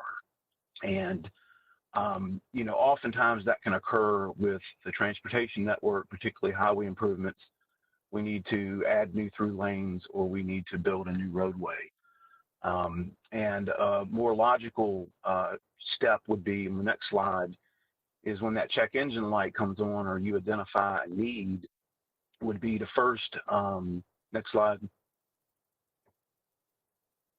first understand, what is causing the issue or the deficiency, and then developing and testing a range of alternative solutions to determine which one is the most effective and which one's the most cost effective. And so that's really what performance-based planning is intending to do, and what Mr. Donahue was referring to with respect to what we would want to do in establishing a pipeline of projects for consideration, is going through a more deliberative planning process. In my 20 years, I've seen of working in the transportation sector, sometimes it seems like the solution is identified at the very beginning, and then the study is sort of built around that solution. And we feel that a more deliberative process will result in better outcomes for the Commonwealth. Next slide. So I'd like to spend a couple of minutes walking you through these pilot efforts. And the first batch is ones that we were working with Helen Cuervo and her team up in Northern Virginia District to look at projects that were submitted in round 3. And the first one here is Braddock Road, Phase 1. This is Braddock Road to the west of 495. It's a project that focuses on providing bicycle and pedestrian accommodations along the Braddock Road corridor. It did get good safety score, good accessibility score, and good environmental scores, but it got a low congestion score. There weren't really any major improvements that were occurring to the intersections or the through lanes along the corridor. And because safety is not weighted high in area type A, the project really was hurt by that low congestion score and the fact that the project was almost $80 million. So next slide. So the strategy here was, let's look at what's driving higher cost. There were some reconstructions that were occurring that weren't really necessary and weren't adding to the project benefits. And we also wanted to look for ways to not only decrease the cost, but can we increase the congestion mitigation score? So what we came up with working with the county was identifying some intersection improvements that allow us to reduce signal phases and give more time to the through movement. So in addition to having a 20% reduction in cost, there's also a significant increase in the congestion mitigation score. So we feel like this in round 4 will have a much greater chance of being successful. It's not a guarantee that it'll be successful, but it certainly it has a much higher chance of being successful than resubmitting the same project from last round. Next slide. The next project example that I want to take a minute to go over is the Prince William Parkway at Sudley Manor Drive. Balls Ford intersection is just to the west of here. It's the first signalized intersection that you come to coming off of 66. And there was a project that was funded to grade separate the Balls Ford intersection. And at that time, through the STARS effort, we started working with, TMPD started working with the county to say, well, if we grade separate that intersection, the concern is the next signal downstream, which is Sudley Manor, will potentially become the next choke point. So are there ways that we can improve this? There was a single point urban interchange that was submitted last round for a cost of $177 million. The project had pretty decent congestion benefits, but really got hurt by the $177 million price tag. Next slide. So the concept that the district and the county and the consultant and TMPD were able to come up with is really meets the original intent of the project, but repurposes the existing road network in and around the two existing signals. We're anticipating between a 30 and 40% reduction in cost, as well as much easier construction and maintenance of traffic, and are able to continue to eliminate 2 signal phases on the Prince William Parkway. So you would still grade separate Sudley, but you would repurpose your movements onto the parallel roads and convert the Wellington Road intersection to a right in, right out, essentially combining those 2 intersections into one grade separated movement. So our thought here is this would have a much better chance of being successful moving forward in round 4, as well as Prince William's ability to compete for NBTA funding. Next slide.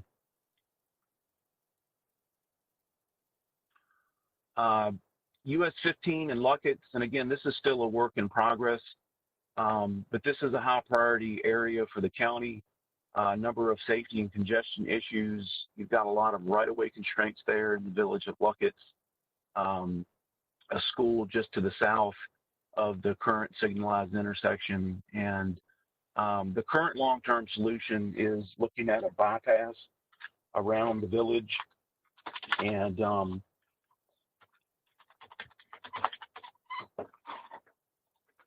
the concern there obviously is, just the cost and how long it might take to get a bypass put in place along the corridor, and considering the crash experience along that stretch, the goal going into this, is there a shorter term, midterm solution that potentially could be come up with to be submitted for the corridor. So next slide. What we were able to evaluate is several options that retain the signal at the Lockwood intersection, but reduce the signal phases. What that does, it does two things. It allows you to give more time to the through movement that occurs on Route 15, and it reduces the number of conflict points, which has a definitive safety benefit. So working with the district and the county, we are in the process of evaluating options for a quadrant roadway intersection. And what that would allow you to do is essentially eliminate the left turn movements at the current Lockwood and Route 15 intersection, and repurpose those to this quadrant roadway, which currently runs to the southeast in the current orientation of the intersection you see here, where north is to the right. The other benefit potentially the quadrant in this particular location is, you'll see denoted there the school, and in the AM and PM, as parents are dropping off kids and the school buses are coming in, that can cause quite a bit of friction there at the Route 15 stretch. So if you look at the quadrant roadway, would allow you to relocate this major school access off of the quadrant and improve traffic flow along the Route 15 corridor.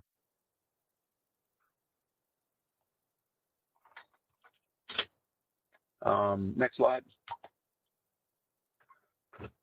This is a breakdown of the average AM and PM peak queues, as well as average decrease in maximum average queues.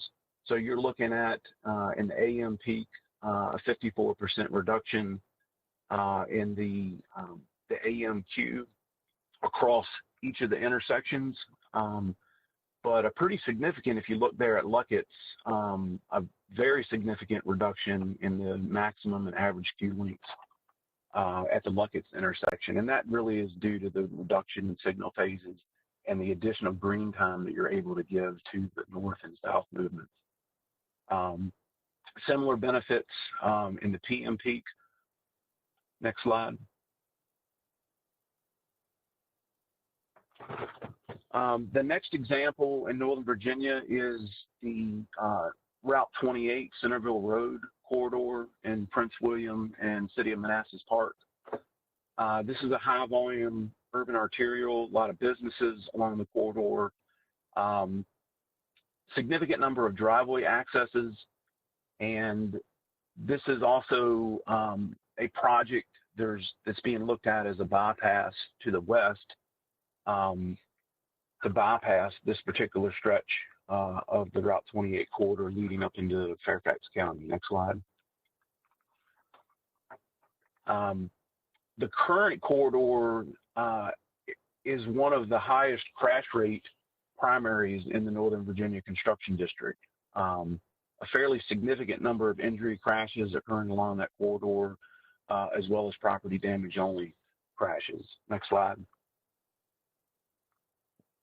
The bypass being evaluated right now has a total estimated cost of $300 million. There are obviously some environmental impacts, and that's currently being evaluated, as well as neighborhood impacts. But the thought here with this pilot effort is, even with the bypass, the existing roadway needs to be improved. And so you can see here, this is the travel time throughout the average weekday, and you can see you've sort of got that typical AM spike in the northbound that occurs, and then it levels off the rest of the day. And then southbound, you've got that PM spike that's occurring. And, you know, we feel like there's some operational improvements, or we're curious if some operational improvements could essentially give you 6 lanes of capacity on the existing 4-lane facility. Next slide. And that's exactly what the STARS effort was able to demonstrate. So the first intersection that you see in the graphic there at the top at Orchard Bridge Drive, you essentially, going to the left of your screen is headed southbound, and you would essentially eliminate the southbound stop condition. The traffic coming from Orchard that would be turning left would instead turn right and would go down to that turnaround lane that you see, and then would proceed south through the Orchard Bridge intersection without having to stop again. And so you're able to give 100% green time to the southbound movement, reduce your signal phases, and give more green time to your northbound movement. So a lot of the strategies that were looked at along this stretch of roadway were how can we reduce signal phases, reduce conflict points, which have the combined benefit of improving safety and improving traffic flow and reducing delay. And next slide. And that's essentially what was looked at along this stretch here. It's anticipated that the proposed series of intersection improvements would reduce fatal and injury crashes by 50%. And the current cost estimate for these improvements is between $30 and $40 million. You know, about 1/10 of the cost, and something that we feel could be implemented fairly quickly. Now, ultimately, a bypass may be needed, but this is something that could be implemented in the short term or short to midterm, and potentially combined with the widening efforts to the north in Fairfax would provide much needed relief to the commuters in the AM and PM peak. Next slide. The last two examples are, the first one here is in Salem District, and the next one will be in Culpeper. This project, just to give a little bit of context, the red box that you see there is the project that was submitted in round 3 of Smart Scale. And it involved a widening project to widen Orange Avenue from 4 lanes to 6 lanes, essentially from Hollins to Gus Nix at a cost of about $77 million. The arterial preservation effort being led by the Salem District, by Ken King and his team, looks at a much longer stretch of the blue dotted box that you see going all the way out to the 220 intersection. So 36 total intersections, and really looking at that entire stretch of how can we get potentially 6 lanes of performance out of the existing 4-lane facility. Next slide. Because if you look at this corridor, a lot of the issues aren't necessarily with mainline capacity, but are instead issues caused by the intersections and by the intersection configurations and the signals and the conflict points that occur there. And so improvements between 581 there at Williamson Road, a 50% anticipated reduction in delay. Next slide. At the 13th Street intersection, an anticipated 44% reduction in delay with modifying some turning movements, and a 78% reduction in conflict points. Next slide.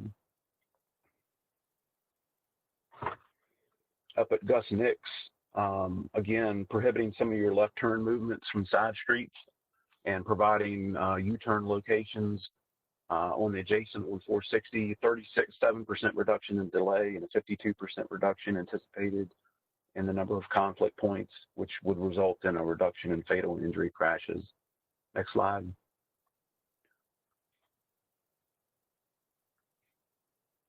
And so these are some of the other intersection improvements. So really targeting the nodes along the corridor where you tend to have problems to reduce both delay and conflict points. Next slide.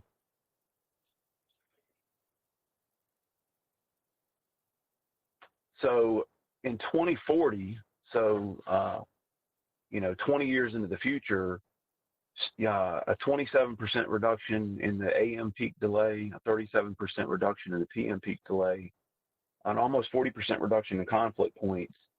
And the current smart scale application, which includes that red section to Gus Nix, but also all the way out to 220, so a significantly longer corridor of improvements, the cost is coming in around $40 million. And that includes a $12 million improvement at the 460 and 220 intersection. So about half of the original cost, and you're improving a much longer stretch of the 460 corridor. All right, next slide. And then the last example is 29 at Hydraulic Road. There were 3 individual packages that were submitted in round 3 of Smart Scale, ranging anywhere between $100 and $200 million. It involved grade separation at 29 and Hydraulic, as well as the Hillsdale extension and some other improvements. And the project didn't score that well.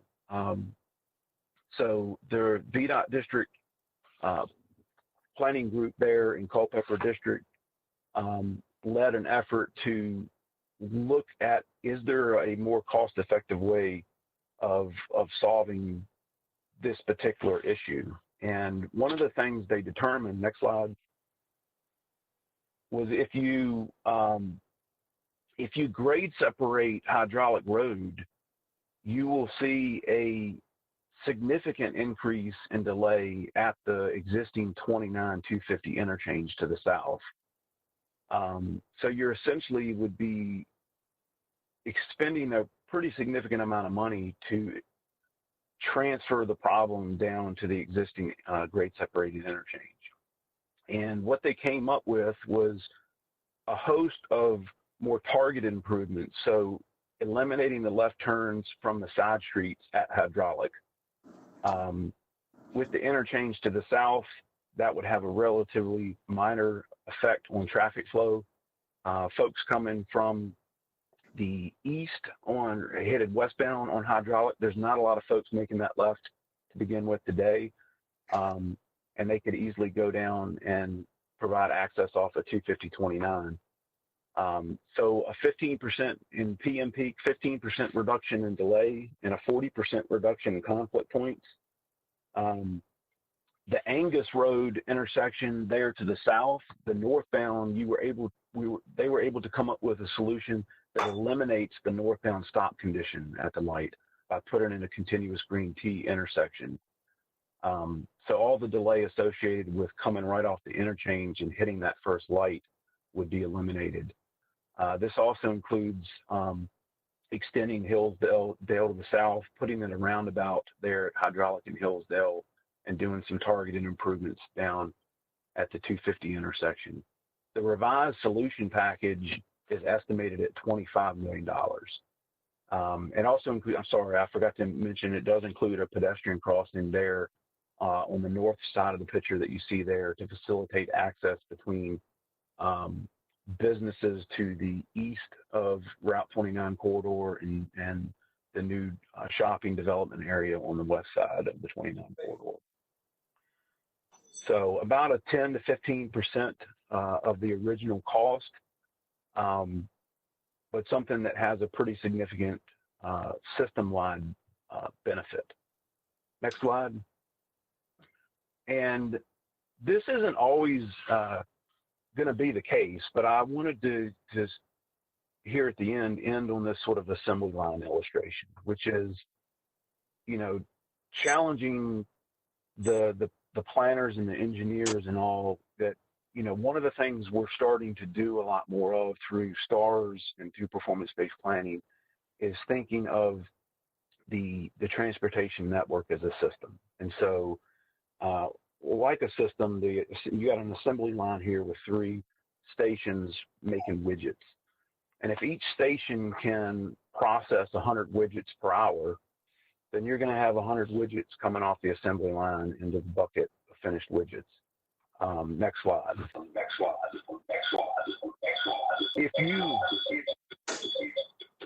If you upgrade Station 1 to a new robot that can process 200 widgets an hour, and you only view performance of that station, then you're going to see 100% improvement in that station's output. But if you got a bottleneck at Station 2 that's being caused by that increase in output, really when you view it as a system, you've got a non-existent improvement in system output. And sometimes that can happen with transportation improvements.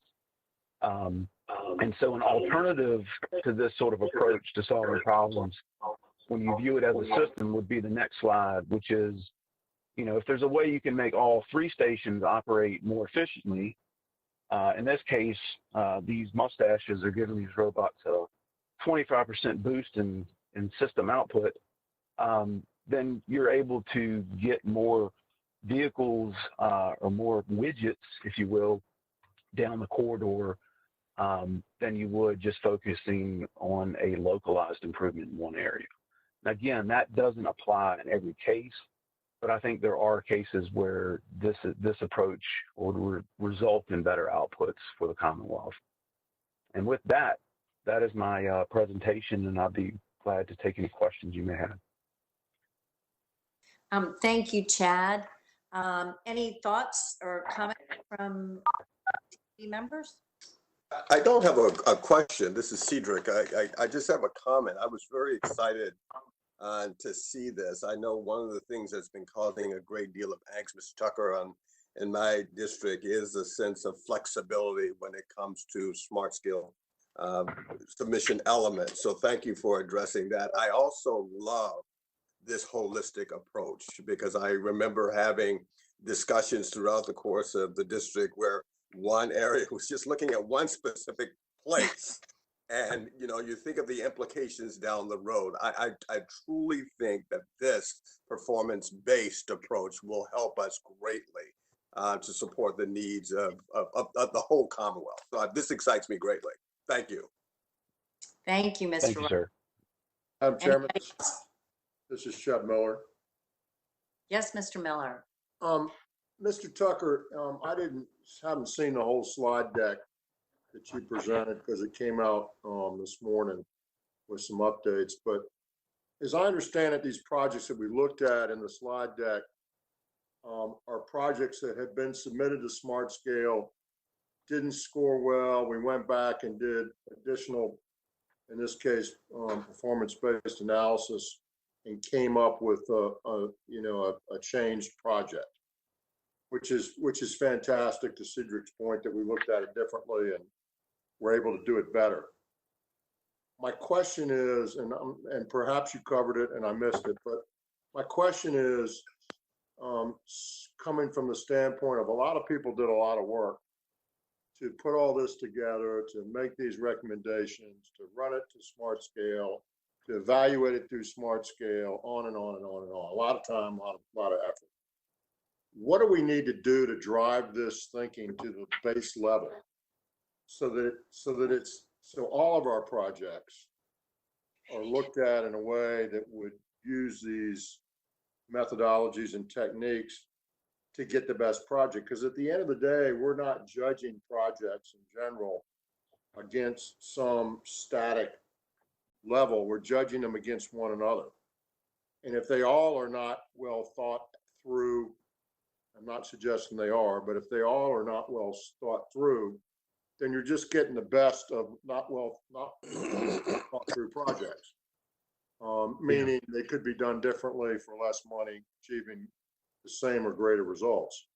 So I'm interested in what do we need to drive this kind of thinking in these methodologies to the base level, so we never get to the point where we're rethinking them after they've gone through the whole process. Mr. Donahue, are you on the line?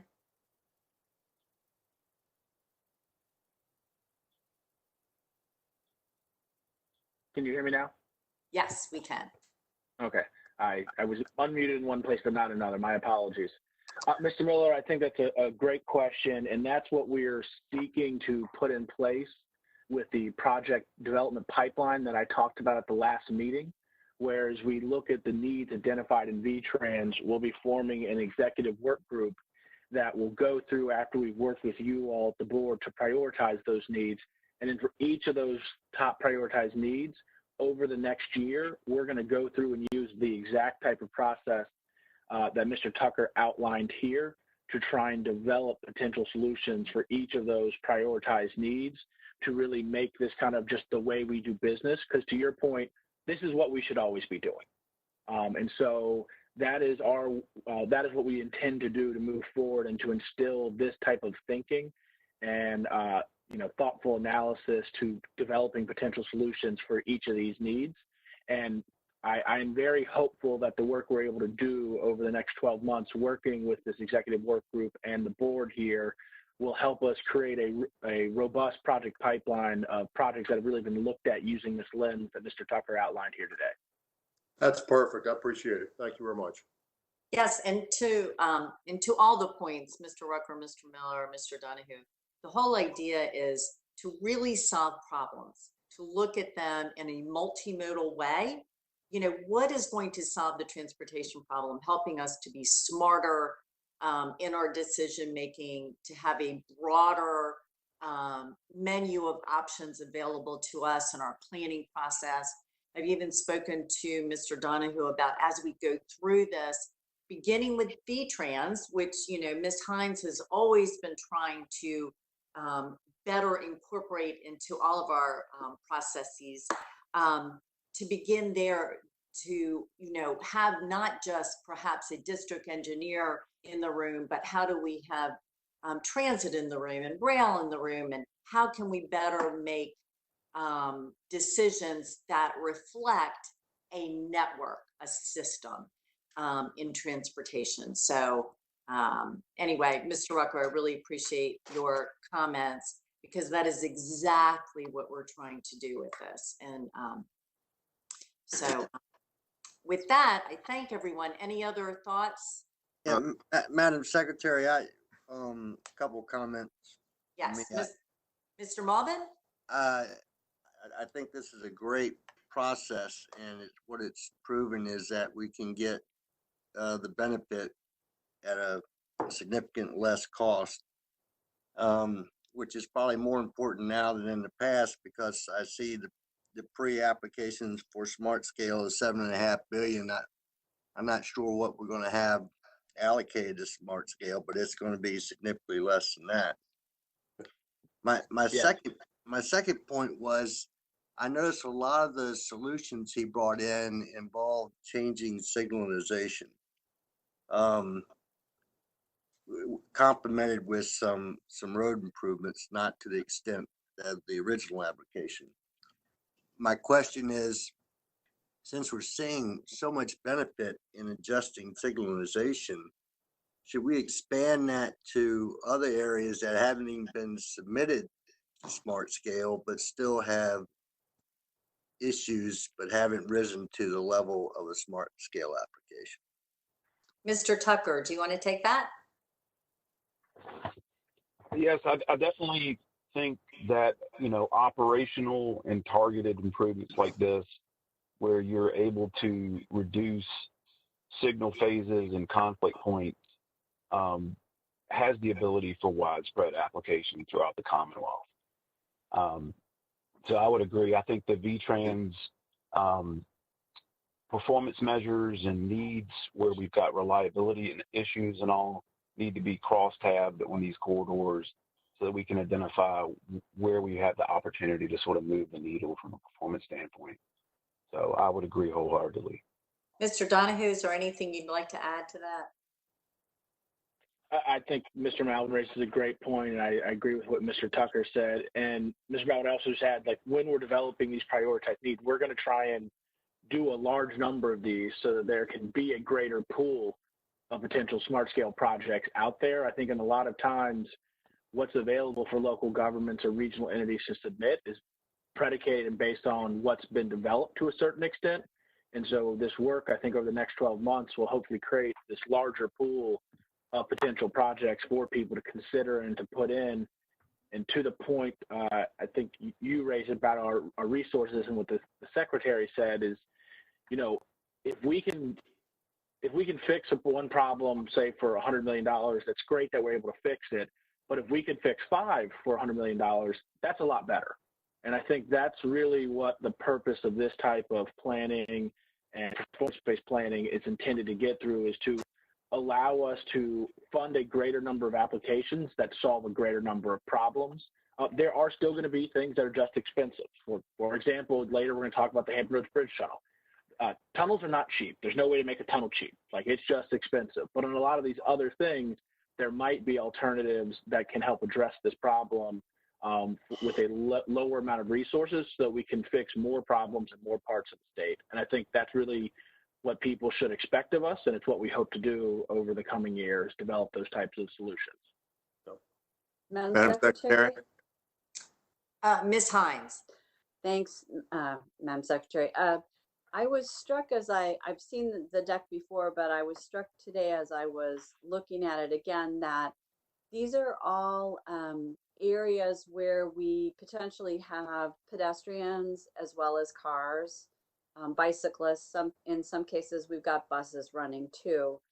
And when I guess the question I have, and maybe the next time we see one of these, we could have a little more information, is as we're trying to smooth the movement of cars, are we also thinking holistically, systematically, as Mr. Tucker said, about the movement of people on bicycles, the movement of people on foot, and how transit's going to interact? And so to be more explicit about that as we lay these out, I think would also really help give that message that we are a multimodal agency, and that when we fix it for one, we're worried about all.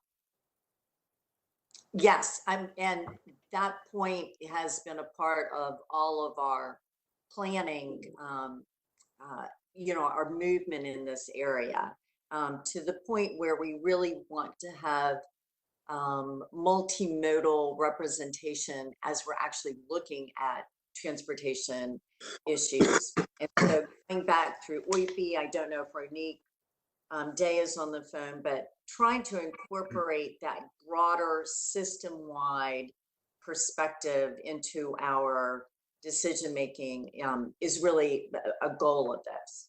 Right. So that is going to be, our plan is for that to be very deliberate. Was that Mr. Whitworth who Yeah. also? Yes, ma'am.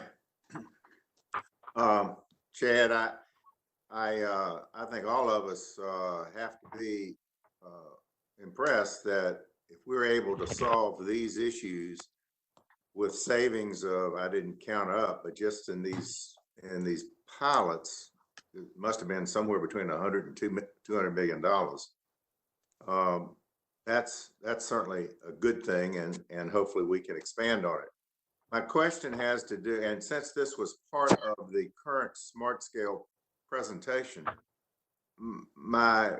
and I'm assuming all of these projects did not get funded because they didn't score well in past rounds.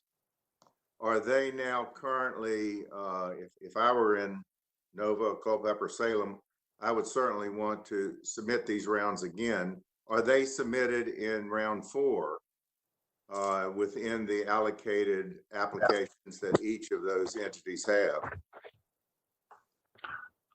Mr. Whitworth, in many instances, the answer to that is yes. There are placeholders in place. There are final details that are being worked through. I know a lot of the cost estimation is being reviewed right now, but it's our expectation the vast majority of these will compete in this upcoming round. Not every single one of them. I know, like, for example, 460 out Orange Avenue in Salem is actually going through public involvement right now. You know, assuming the public is supportive of the improvements that have been identified and all, it would be my thought that the application would reflect that. The final application would reflect that in August. So I would say of these 6, I anticipate 4 or 5 will compete this upcoming round. And looking forward, it certainly would be to everyone's interest that this performance-based planning be done in advance of pre-application time for future rounds, which means that districts have to bring these to the attention of needing performance planning at an early stage of planning. Is that correct? That is correct, sir. Mr.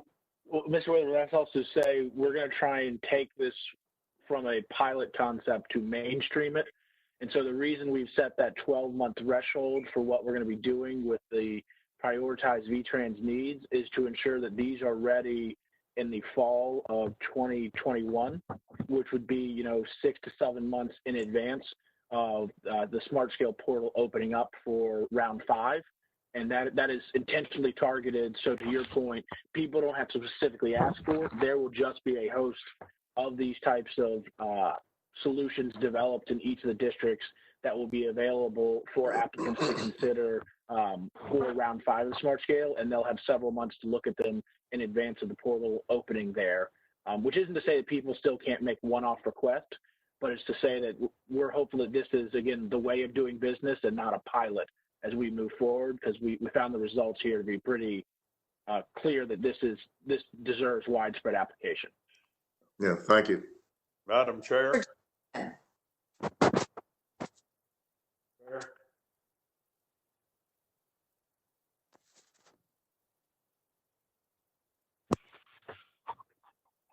Mr. Johnson, we can't hear you. I think it's Mr. Smoot. Well, let's see here. Okay, well, Mr. Smoot.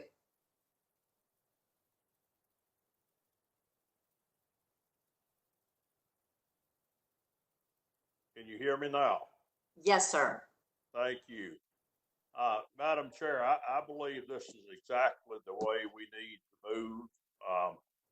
This holds great benefit for continuing to execute projects within our means. This is, however, going to need considerable selling with local governments and perhaps some of our elected leaders. And the reality of a failed Smart Scale request of making no improvement is going to need to be assessed by the partial improvement that can be recognized through this process.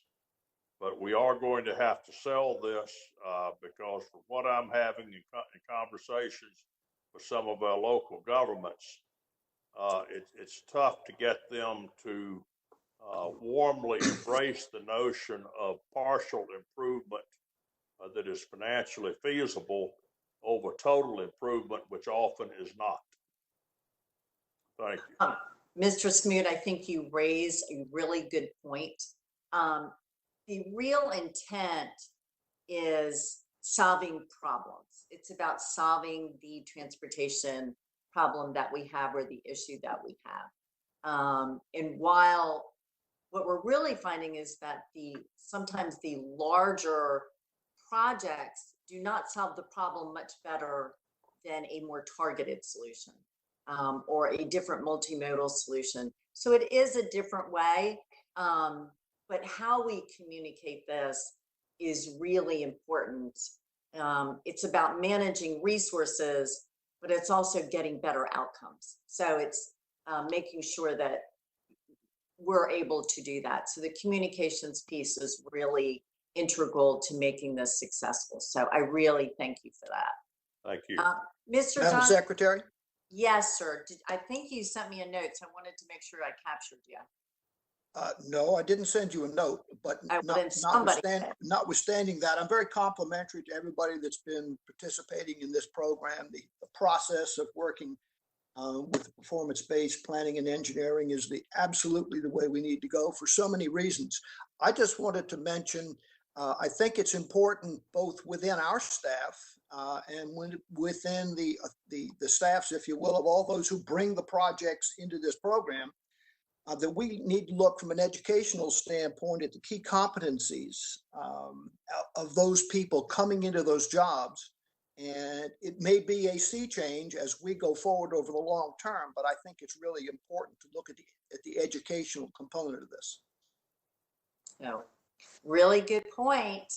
And so with that, we will take all of your feedback and incorporate this. Again, it's everything from the early period of planning through the entire process. So anyway, just a real thanks to the entire team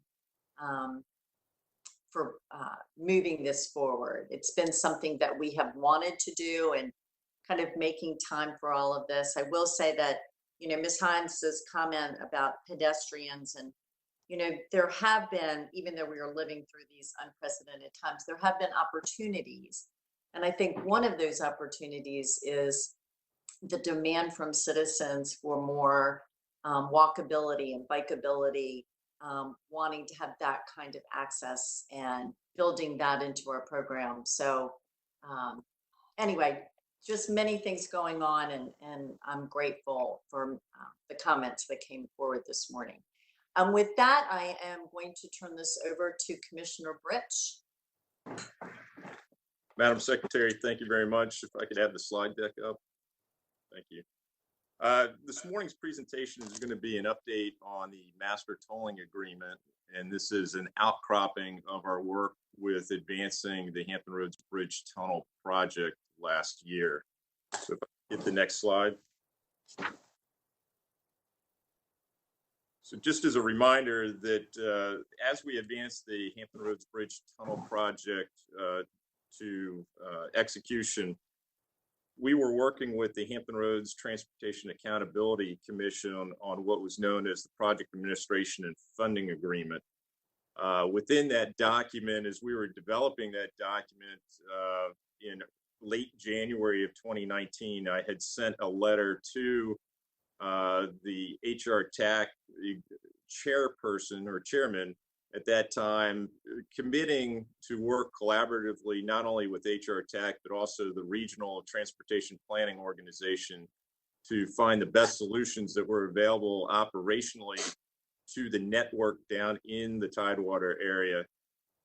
Also to work collaboratively on defining what the appropriate tolling policies should be, and then investigating all financial mechanisms that were available both to the Commonwealth Transportation Board and the Hampton Roads Transportation Accountability Commission to advance not only the HRBT, but also the regional express lane network. The outcome of that was that there was a section of the PAFA that did stipulate that a master tolling agreement would be required to be executed in advance of receiving notice to proceed on the Hampton Roads Bridge Tunnel project. At least contained in the PAFA at the time, when it was executed in late March of 2019, we had a very ambitious goal of having the master tolling agreement completed by the end of October of last year. However, as we know that as we were going through this process, we were also in the development of an operational analysis of the express lanes and how that would work in conjunction with the general purpose lanes as they came online. So that study was not finalized until late October, early November timeframe, and submitted back. An update was provided to the board in that time, as well as to the HR TAC commissioners. Also during that time, we were working through a significant issue on which entity would be responsible for issuing the debt associated with the $345 million in tollback debt that was promised within the Project Administration and Finance Agreement or Funding Agreement. That was either going to be the Commonwealth or the Hampton Roads Transportation Accountability Commission. And so that ongoing discussion went into the 2020 General Assembly session, And the outcome of that was House Bill 1438, which now provides the authority to HR TAC to be able to impose and collect tolls on a Commonwealth Transportation Board asset. Having said that, we have since been able to push the master tolling agreement back from that October date to where we are now. We've been working very collaboratively with HR TAC to be able to advance it to this stage and bring it before the board. To give you an idea on the major terms of the agreement, we are not finalized with it. I'll share with you some outstanding issues, but we do want to be in a position that as we bring the project forward to notice to proceed, we're going to want to have the master tolling agreement in place. Next slide. So let me give you a quick update from this. As I indicated, that with the execution of the PAFA back in March of 2019, we executed between the board gave VDOT the authorization to enter into the agreement, as well as HR TAC's chairman at that time. And once we executed that, we are now bound to develop that master tolling agreement that's before you today. HR TAC now is requesting or requiring that, or better put it, requesting that the master tolling agreement be put into place or executed prior to the department issuing full notice to proceed to the Hampton Roads Bridge Tunnel design build contractor, our Hampton Roads connector partners. What I'm going to say is that under the schedule that we have is that we were not anticipating receiving the joint permit application approval until sometime in September, October of this year. The good news is that the VDOT team and the HRCP contractors have been working in an extremely collaborative manner to be able to advance it to the point where we potentially can have a joint permit application in the middle, or approval of the JPA in the middle of July of 2020. So next month, we may be in a position where we have secured the joint permit application a full 6 to 7 months after it was submitted for consideration to the Army Corps of Engineers. So this is an outstanding effort by the team to be able to advance it. It is certainly on a fast track process. This is great news, certainly a number of months in advance. It just shows the collaborative effort and the lessons learned on the Chesapeake Bay Bridge Tunnel Thimble Shoals project. So with that being said, that we could have notice to proceed being issued middle of July. And that's why we are bringing this unfinished master tolling agreement to you for consideration at our July meeting. So moving to the next bullet, as I said before, that we've been working very collaboratively with HR TAC in the development of the draft. Again, good news is that the majority of the broad terms have been agreeable to, and we do continue to collaborate on those outstanding items. I will say that they are only a handful of outstanding items, and nothing that I would appear to be insurmountable. We're continuing to make good progress on each of our virtual meetings and calls. So the catch point is that the MTA is required to be executed by the Commonwealth Transportation Board, the department, and HR TAC to be able to execute it. So if we are going to be requested or to have the MTA in hand, then we'll need to bring this back to the board at our July meeting. Next slide, please. So let me give you the next several slides are going to be what those major terms are contained in the master tolling agreement. And first and foremost, what you see here is the first term is certainly what the definition of the Hampton Roads Express Lane Network is. As I had presented to you in the operations analysis, it's been a number of presentations in the fall of last year, is that it's an express lane network extending from in the vicinity of I-64, the interchange of I-64 and Jefferson Avenue, for the next 40 miles to the interchange of I-64, 264, and 664 in the Bowers Hills area of the community.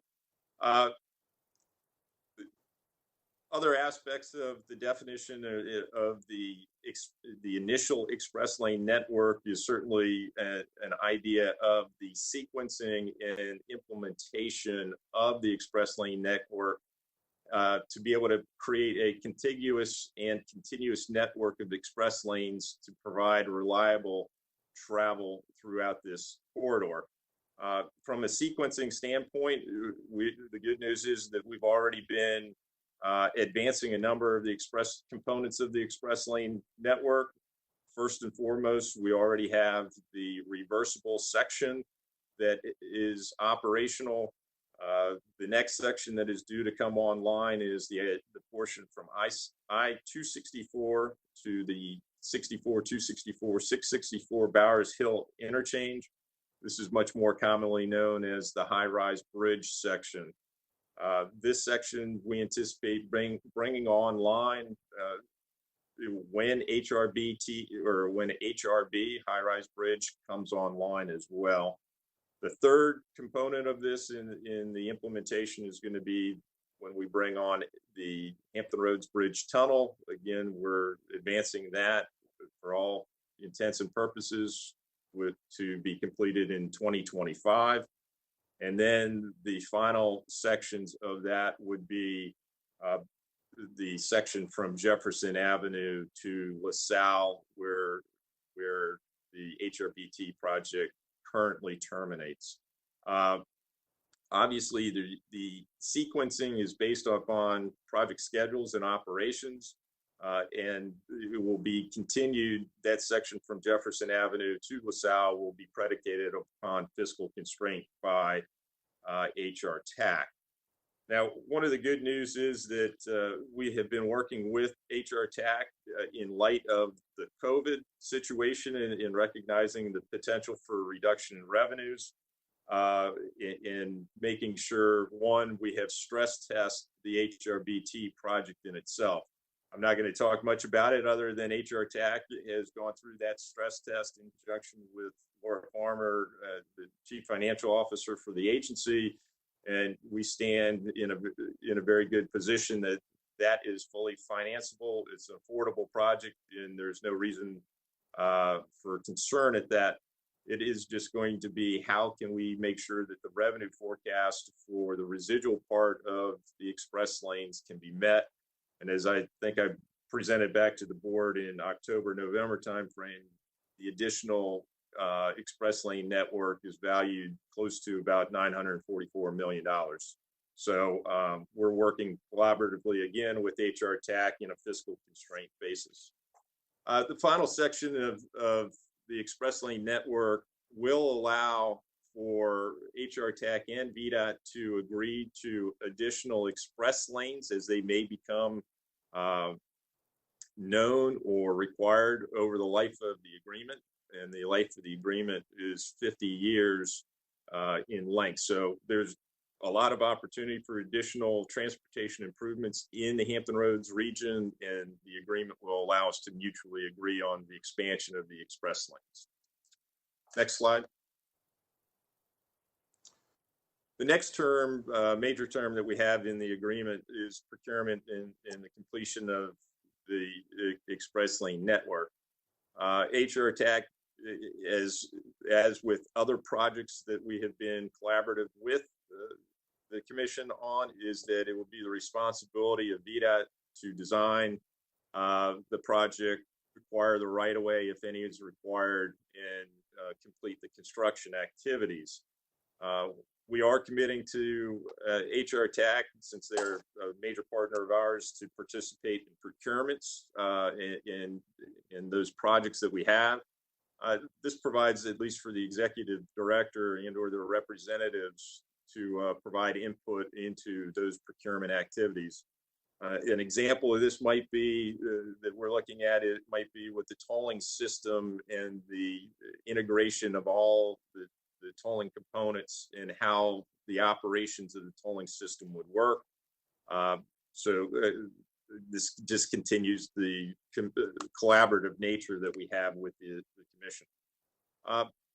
We will be continuing to collaborate with the commission on the traffic and revenue studies that are being performed at this point. Certainly, this is going to be the basis of making sure that the $345 million in tollback debt that the project administration of funding agreement stipulated. We want to make sure that the toll policies that are going to be put into place can meet the traffic and revenue projections. Funding for the HREL is also stipulated in this section.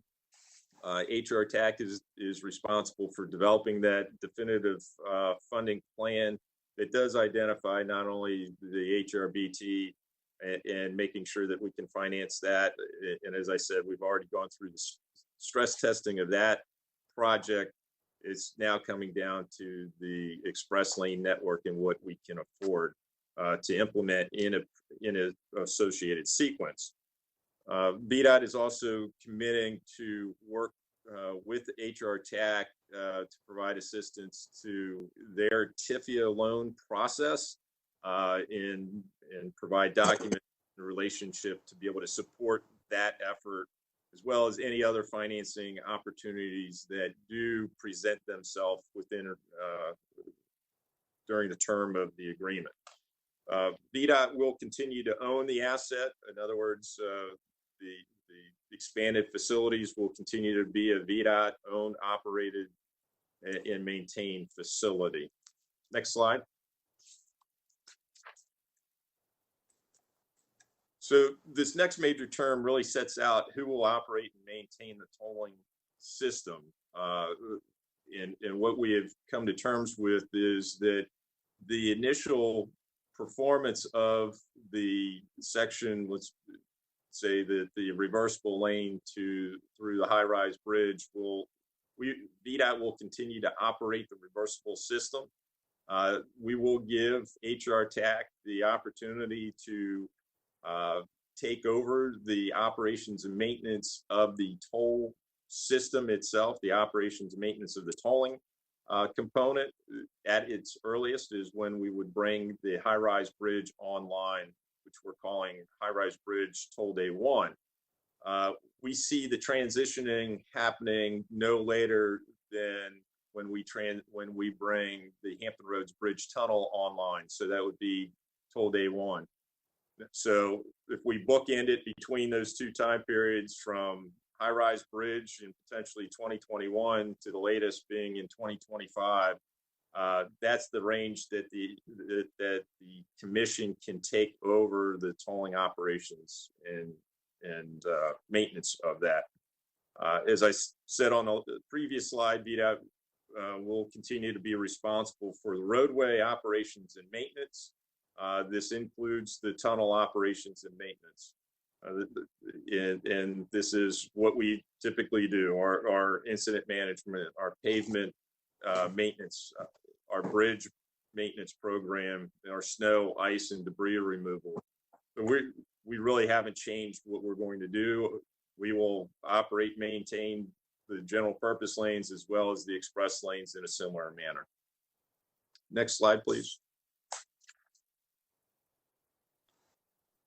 So the next portion of this or term gets into the tolling policy and procedures that are out there. This section designates the initial express lanes that we would have from Jefferson all the way through Bowers Hill at this time being a high occupancy toll lanes. And this portion of the agreement stipulates that the Commonwealth Transportation Board is agreeing to have HR TAC exercise its tolling authority for the HREL. And again, this is the outcome of the 2020 session of the General Assembly under House Bill 1438. So with that being said, it's going to be HR TAC and the region's right and their responsibility to set the initial tolling policy on how the express lanes, including the Hampton Roads Bridge Tunnel, will operate.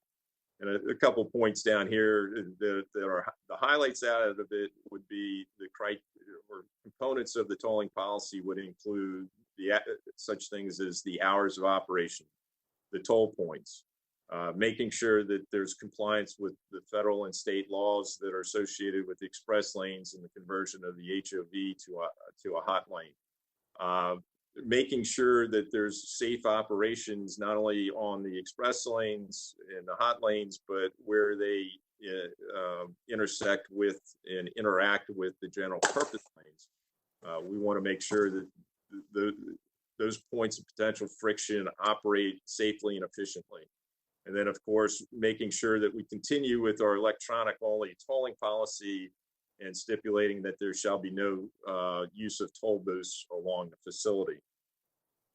Part of the tolling policy also includes provisions for a toll policy committee, which will be made up of 6 members, three members that would be designated by HR TAC themselves, and then 3 representatives as appointed by the Secretary of Transportation. The Toll Policy Committee, the purpose of this is to review future tolling policy revisions that may be needed, just to be able to make sure that the operations of the facility continue to meet the intent. Recall that this entire facility is being operated in conjunction with the general purpose lanes. And as the Secretary said in the previous presentation, our genesis with the administration has been to look at not projects in isolation, but look at the system as a whole and how it integrates. So how the hot lanes interact with the GP lanes and vice versa is integral into the establishment of any toll policy. Moving on to other criteria that's in this is making sure that the toll enforcement is going to be the responsibility of the operator, and that if there's at any point in time any need to suspend tolling is with regard to the criteria that's been established for the Commissioner of Highways to suspend tolling. This is relatively consistent with our other P3 concession deals that have been struck, as well as the Code of Virginia, and such opportunities for suspension may be in the form of we need to have a hurricane evacuation and a broad evacuation of the Hampton Roads area. So there's defined requirements that have been set forth in the suspension of tolling. And then, of course, the final bullet that I do have there is that the master tolling agreement expressly indicates that at all times that there will be a free means of travel along the corridor, which means that the general purpose lanes will continue to remain a free option for travel. Next slide. Nope, thank you. Some of the final aspects of the major terms that we wanted to present to you today is how to address the toll revenues and the toll back debt that would be associated with the HRBT project. This portion of the agreement deals with, as I said, toll revenues and toll back debt. It establishes the priority use of the debt proceeds, as well as the revenue that is anticipated. In both of these cases, for the toll back debt, there's a waterfall that has been created that identifies that priority use, as well as with the toll revenues that would be generated from this. So with that being said, we have broad agreement on that as well. We also are going to require HR TAC to regularly submit its financial models, just to be able to look at what has been planned at this point in time, versus as revenues begin to generate, how they are stacking up, for lack of a better word, against what was planned. So we'll take a look on a regular basis of what plan versus actual looks like, whether we're ahead of schedule or behind schedule, and what that might mean. The parties continue to agree to maximize the proceeds from TIFIA. Contained within here is that as we put forth that the PAFA stipulates that a minimum of $345 million in debt proceeds will be applied to the HRBT. Under TIFIA, up to a third of the project could be a recipient of a TIFIA loan, so we certainly want to maximize the amount of monies that are available to us to be able to leverage that money throughout the corridor, not just solely on the HRBT. So this gives us an opportunity to really leverage the money and potentially, not potentially, but look to finance the express lane network in total, as well as other projects that may exist within the Hampton Roads area as part of their plan of finance. Three other final points within the master tolling agreement to bring forward would be naming rights. Those naming rights, there's a desire recognized that the Hampton Roads Bridge or the General Assembly and the Commonwealth Transportation Board have the right to. Commissioner, Commissioner, do you mind if I interrupt for a second? I just want to remind everyone to make sure your lines are muted. So thank you. I didn't mean to interrupt. No, thank you, Secretary. One point is recognizing that the General Assembly and the Commonwealth Transportation Board have the vested interest in ability to name facilities. HR TAC is requesting that that the Commonwealth Transportation Board not name the facility other than the Hampton Roads Express Lanes. Recognizing the General Assembly still has the purview to this, but we would relay back to the region that we would continue to call this the Hampton Roads Express Lane Network. To the two final points, compensation events, and this is particularly of use of it deals with the loss of revenue that may be experienced due to the suspension of tolling, such as that we have a maintenance event that takes longer than what it should have, a major reconstruction event that may be needed, or an act of God that goes out there that suspends tolling and may put the bond covenants into place. We are working through HR TAC, and I'll talk to this a little bit more on the next slide on this particular issue. And of course, no agreement can be put forth without a dispute resolution process. Next slide. So, as I have said a couple times throughout this, is that we continue to make significant progress with the HR TAC, moving it forward.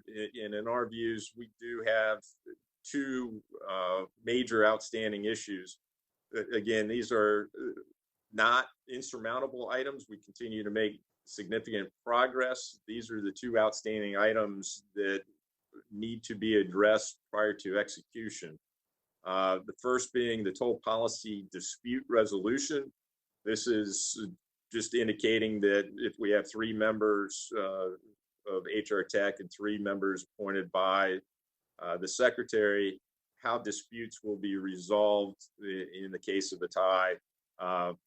Again, significant conversations continue to advance on this, and I don't foresee this being an issue when I bring this back to you in July. Compensation events, it is an unresolved issue at this time as well. Recognizing that HR TAC is a public body, VDOT is a public body, but I will say that we're working in a very collaborative manner to not hold anyone accountable, either side, more so than what we have in our P3 concession agreements to date. So I don't want to get down into where we are right now because it is very malleable and it may change day to day. So again, the major takeaways are these are the last two items. I don't foresee any issues getting this to you in a final form for execution and teeing it up in advance of, hopefully in advance of the joint permit application approval. We're shooting for the same week as the board meeting. So the moons are aligning on the HRBT project, as well as the agreements that we're bringing forward to you, inclusive of the master tolling agreement on the HRBT. So with that being said, that concludes my presentation and update on the master tolling agreement. If there are any questions, I'd be more than happy to take them. Any questions? Mr. Malden, any comments from you? I know this process has probably taken longer than it should. Had numerous moments of frustration. I'm glad Steve and his team has gotten it to this point, and I'm excited about getting this thing put to bed and have that one issue off the table so we can keep this project moving on. Yes, a lot of work has gone into it. Mr. Miller, anything you'd like to add? Just a couple questions. I would echo Mr. Malden's thoughts and comments regarding the work that Steve and the team has done to get it here. We're all on the same team, sort of at the end of the day as citizens, but I understand people come from different perspectives and so forth. I do have a couple comments and a couple questions. Steve, I think I heard you say in your presentation that HR TAC is requiring that the master tolling agreement be in place before the notice to proceed. I thought that was just a contractual matter between the contractor, us, or at CTB or state, and HR TAC, that it wasn't anything that was HR TAC driven at this point. Is that, am I incorrect, or what am I not understanding? Madam Chair, Mr. Miller, you are correct that obviously that if we would have been on the schedule that we would have had, that the master tolling agreement would have been executed well in advance of notice to proceed. However, as we continue with the General Assembly, there are a number of reasons why this spring there's been a delay in getting to where we are, albeit all good efforts to be able to get to where we are. And those amount to the General Assembly session, the omnibus bill, and a number of us tied up with that, and the focus in on getting House Bill 1438 enacted. The second part is, unfortunately, is the first presentation showed, right as we were coming out of the General Assembly session, we focused on COVID-19 and making sure that our operations remained in place as best as possible with the minimum impacts back to the traveling community. Since that time, since we started coming up and out of it and focusing our efforts on this, we've made, again, some significant progress. The request from HR TAC is recognizing the progress we have made. We want to get it across the finish line in advance of notice to proceed. So that is where that request is, Mr. Miller. I thought it was required. It'd be, or there's a penalty associated with it. Well, the penalty could be that HR TAC could terminate the agreement on the PAFA and terminate the project. Yeah, but I thought once the notice to proceed was, and we can talk offline so I don't drag everybody else through it. Let's try and understand it. I thought that the MTA was required to be completed before the state issued the notice to proceed. And if we don't issue notice to proceed timely to the permitting process being completed, that the contractor is due, in essence, a delay fee for us not giving them a notice when they're prepared to go forward. Mr. Miller would just put the Commonwealth at risk to provide notice to proceed. But yes, we can advance this conversation offline. Thank you. Second point, I think the region has been looking for some time, a year or so, and thought it was being undertaken, the tolling and revenue study. And I know that they had requested that back in, 11, 12 months ago or so. And I think it's just been started. Is that correct? And when do we expect it to be completed? Mr. Miller, I'd say that there are several levels to a traffic and revenue study. We had a level 2 evaluation underway while we had the operational analysis that gave us the preliminary results of what could be affordable under the HRBT, as well as other segments of the Hampton Roads Express Lane network. With that being said, we have already initiated last fall, late last fall, the revenue grade or investment grade traffic and revenue study. So that is underway.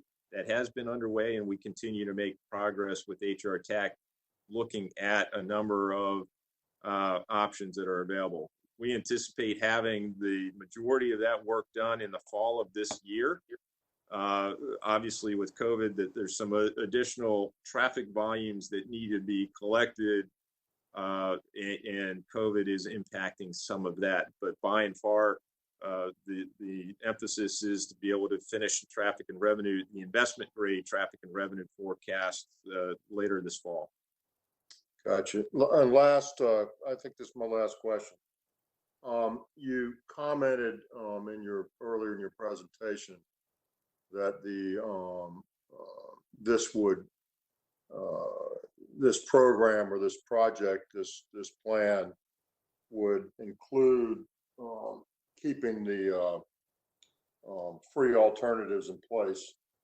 And something that I've been concerned about, and I know people in the region have been, including former legislators that are no longer in the process, but the current HOV lanes in the region, including the reversible lanes that have already been modified by the Commonwealth and CTB a couple of years back, those HOV lanes are generally restricted a few hours a day, a couple hours each way, basically. So if you're, 2 hours in the morning, 2 hours at night, so about 20 hours a day, and all day long on the weekends, they are currently free lanes. Anybody can use them anytime. During those restrictions are HOV2, and we're advocating they go to hot so that people could buy their way in, and I think that makes a ton of sense. They're typically underutilized, and this just allows an option to people that don't have it now. But as we've gone down this road on this Express Lanes project, and hearkening back to Senator Miller, who was an outspoken person about this 10 years ago, we're sort of going down the road where it appears, because of financing and because of encouragement by the Commonwealth, et cetera, that those lanes that are currently only restricted a few hours a day would be restricted many more hours a day, if not all hours of the day. Of course, that would go back to the to HR TAC and the tolling policy, and ultimately beyond that to the committee that would recommend back to them what they should do.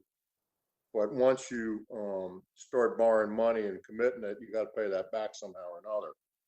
So my concern is that we've taken away free lanes that the public already is using.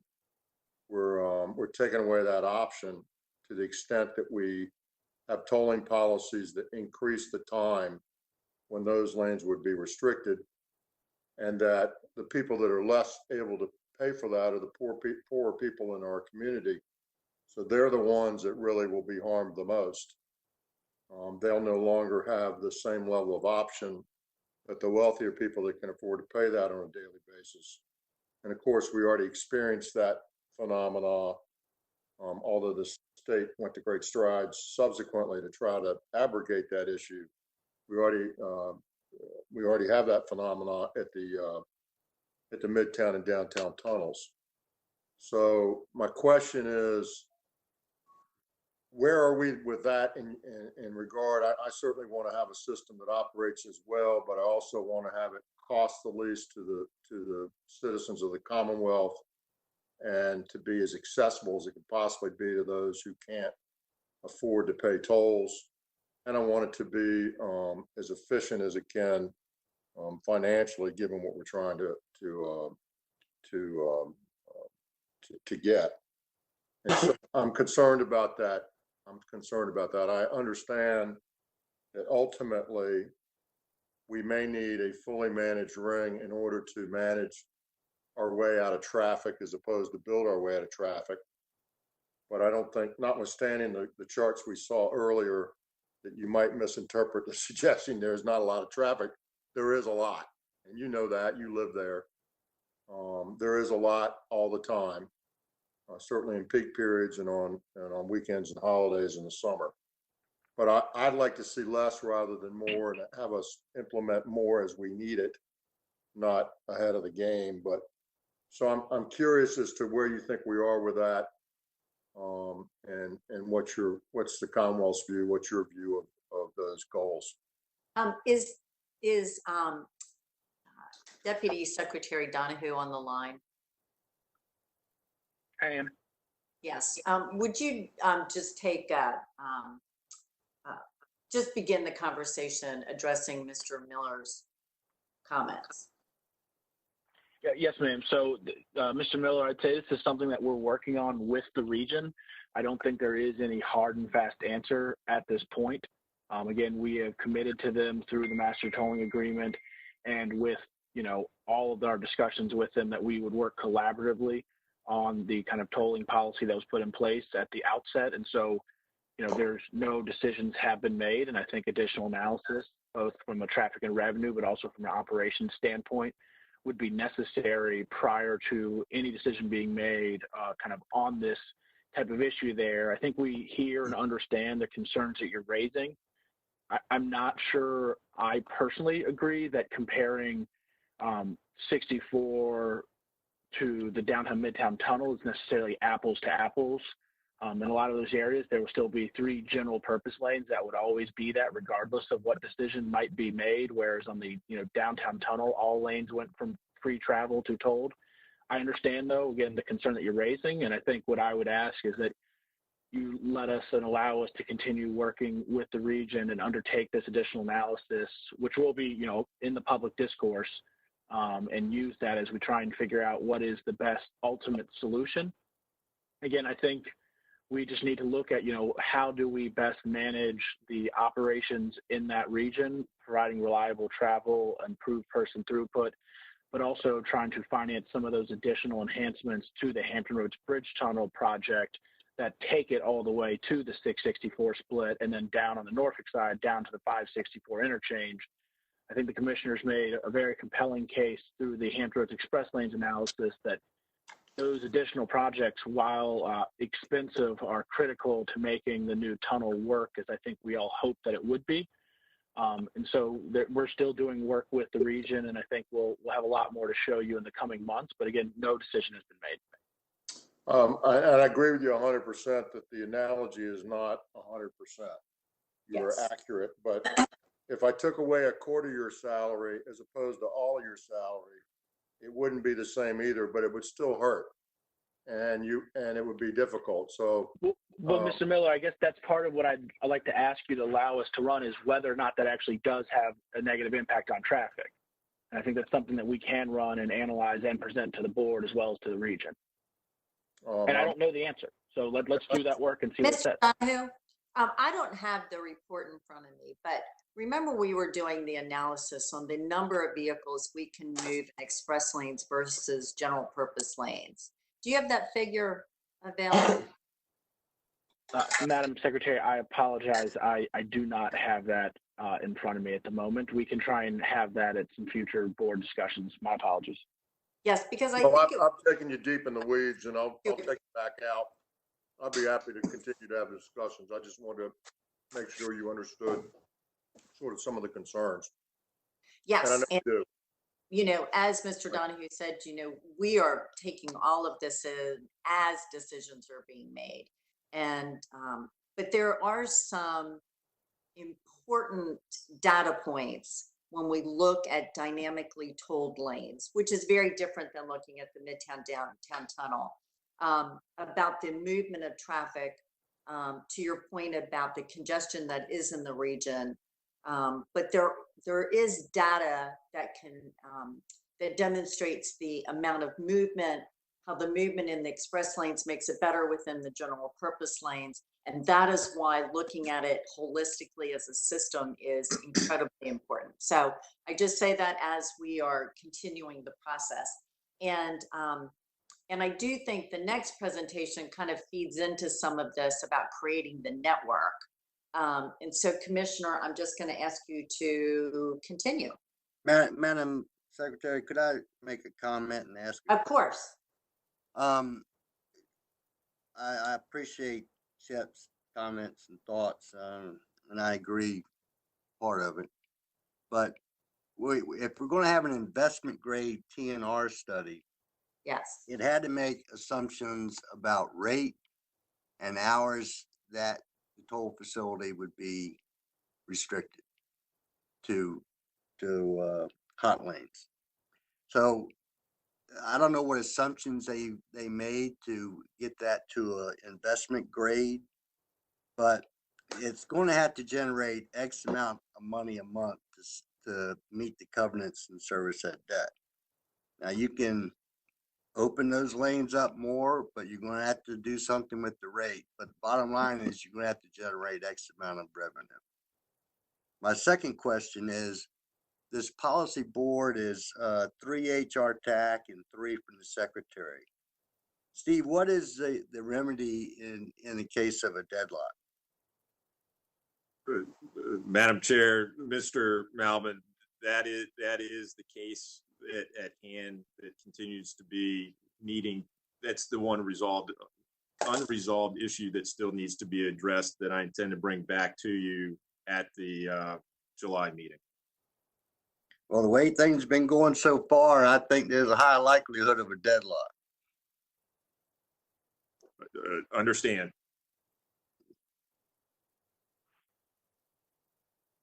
I'm done with my questions. We'll take that forward as we continue the conversation with HR TAC. Okay, Commissioner. If I could have the next slide deck pulled up. Thank you much. As the Secretary had indicated, and Mr. Miller's questions with regard to the network, this is a very timely presentation as well. If I could get this is just an update on the Hampton Roads Express Lane network and requesting the designation of the remaining sections that have been identified. So next slide, please. So just a little bit of the background. Probably should have had this in the preceding presentation, but I've held off. To your right is an overall picture of the express lanes that would create a 40-mile contiguous network of express lanes through the Hampton Roads region. I'll just call your attention to the portion that calls segment 1. This is from 564 to 264. This is the existing section that is currently operated as the 64 express lanes. It went into effect in January of 2018, and it's operational today. The second section or segment 2 is from the terminus at 264-64 down to Bowers Hill. As I had indicated previously, that is the high-rise bridge portion. And of course, the third section that is denoted, that's the high-rise bridge, or I'm sorry, the Hampton Roads Bridge Tunnel Improvement Project. Segment 4 is what we'll be discussing today. Again, a little bit of the background that came out of the preceding presentation was that we started an operational analysis back in 2018 to look at this as a network or a system of improvements in express lanes, and not looking at things in independent utility. Projects do have independent utility, but we also need to recognize, as Mr. Tucker had indicated, it's a system of integrated facilities. So we looked at this again as a system, as a whole throughout the Hampton Roads region. And again, those results have been presented a number of times, not only to the Commonwealth Transportation Board, but also to the Hampton Roads Transportation Planning Organization and members of HR TAC throughout the 2018-2019 time period. Next slide.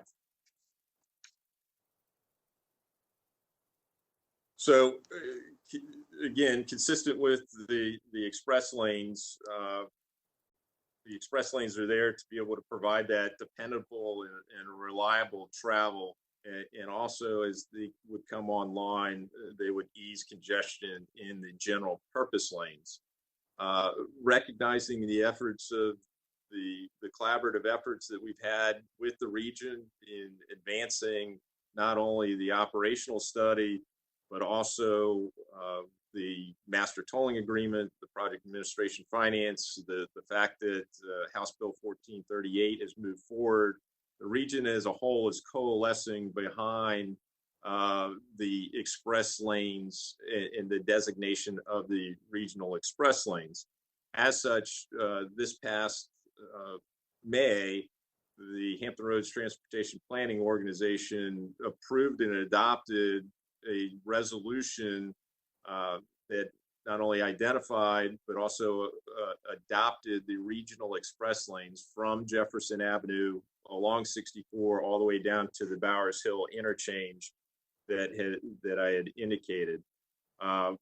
This resolution also requested the TPO staff to amend the 2040 long-range transportation plan and add the express lanes to that long-range plan, which allowed us to be able to advance what was adopted in February or March of this year, the conversion of the HOV facility between 264 and 464 to make the high-rise bridge section contiguous, make that a contiguous express lane project.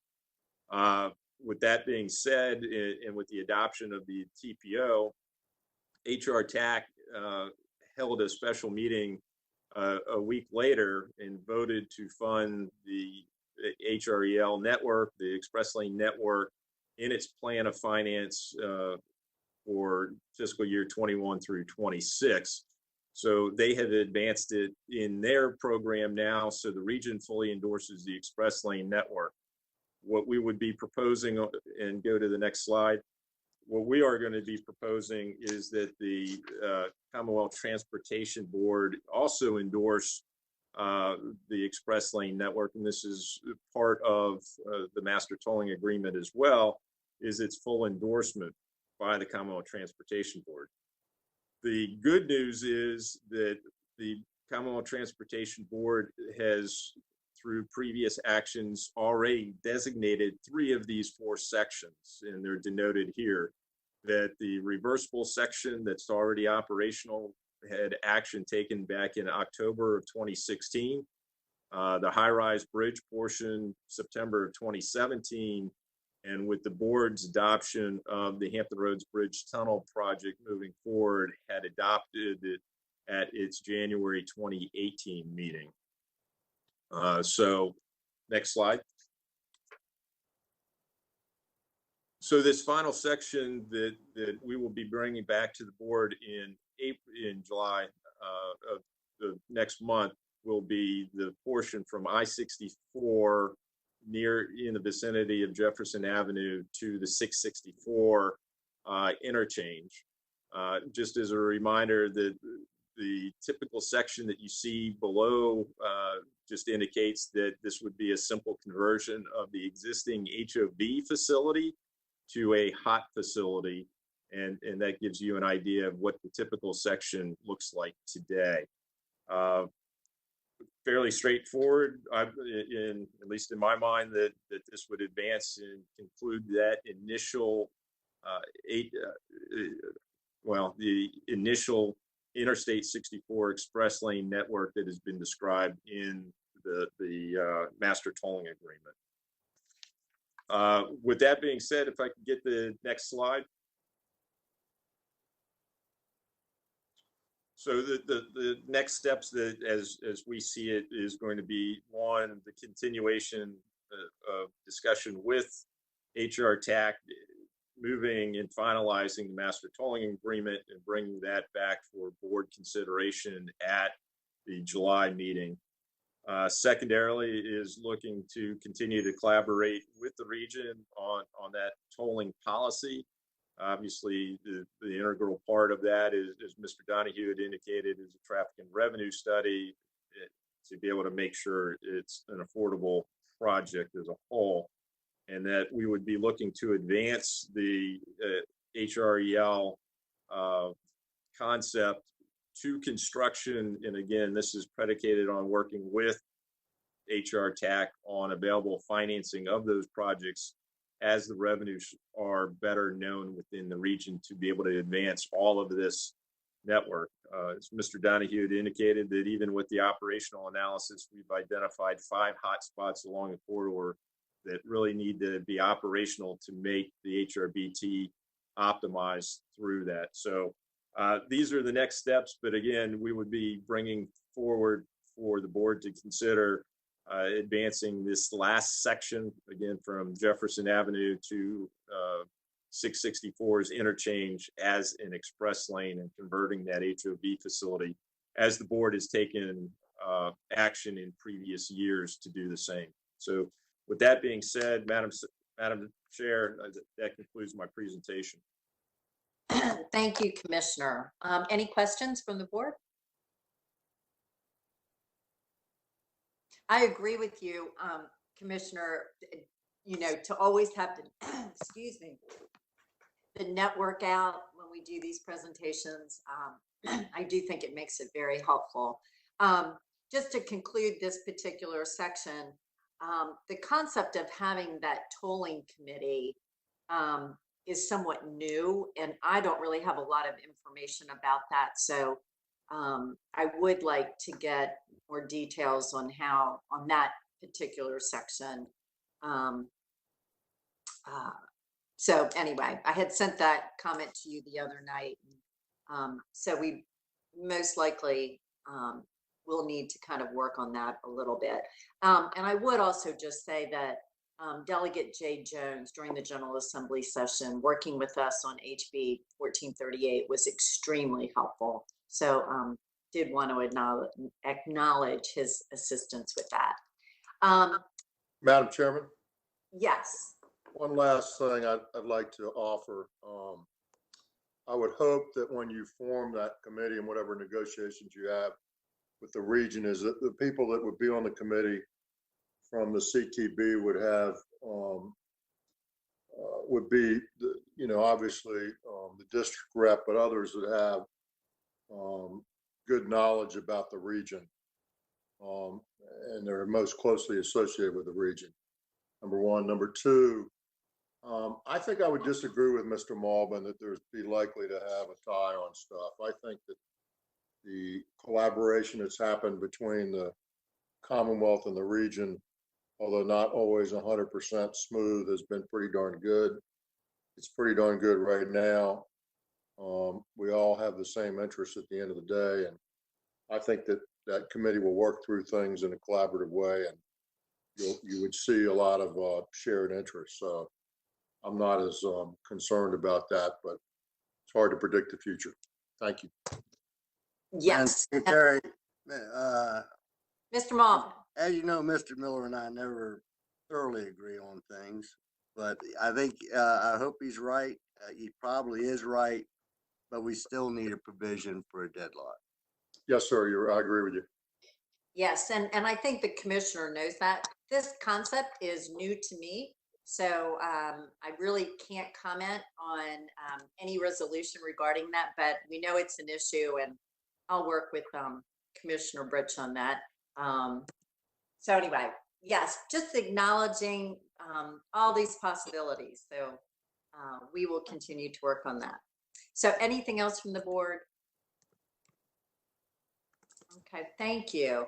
Director Mitchell, do you have any items you'd like to bring up at this time? I know I gave a update previously about rail ridership and transit ridership in the state.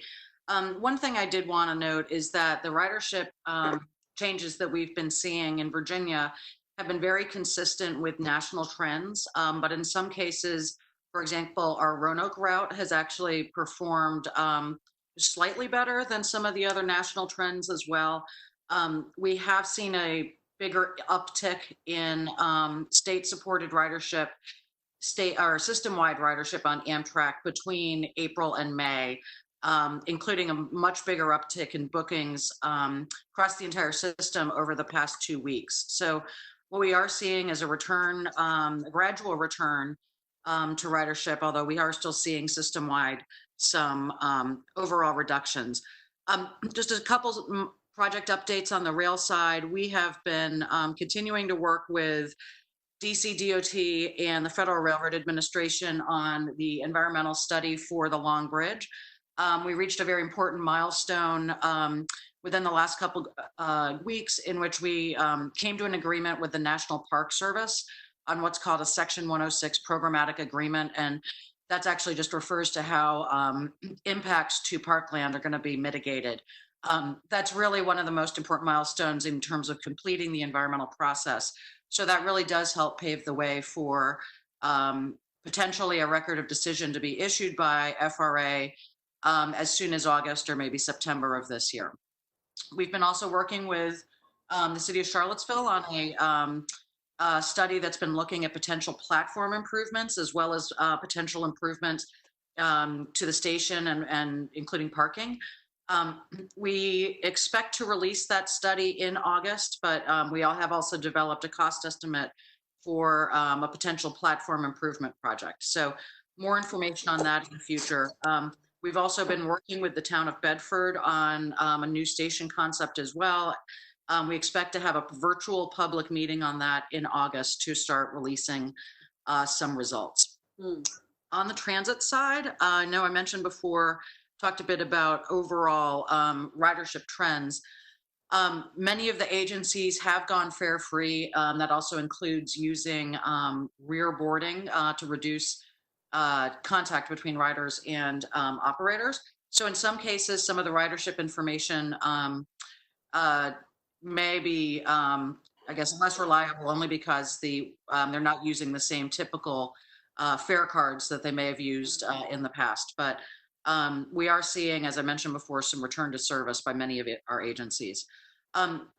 We had some good news over the past 2 weeks. We had recently been awarded 2 very highly competitive grants from the Federal Transit Administration.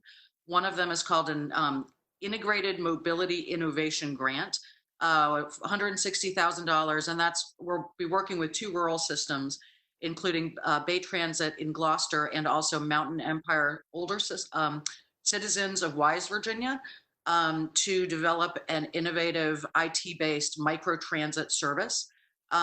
We are working very closely with Kathy McGee in the Office of Innovation, and I think there's an agenda item later to allocate $68,000 in ITTF funds as match for that as well.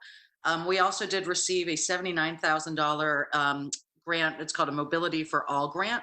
And we've been working with a nonprofit based in Chesterfield County to develop something called a Transportation Navigator, which will be a online platform to help better coordinate transit services, both in rural and small urban areas. So this has been a focus, obviously, of innovation in DRPT, and looking forward to being able to provide some support to some of our developing some applications that could be very useful to some of our rural and small urban systems as well. So that concludes my report.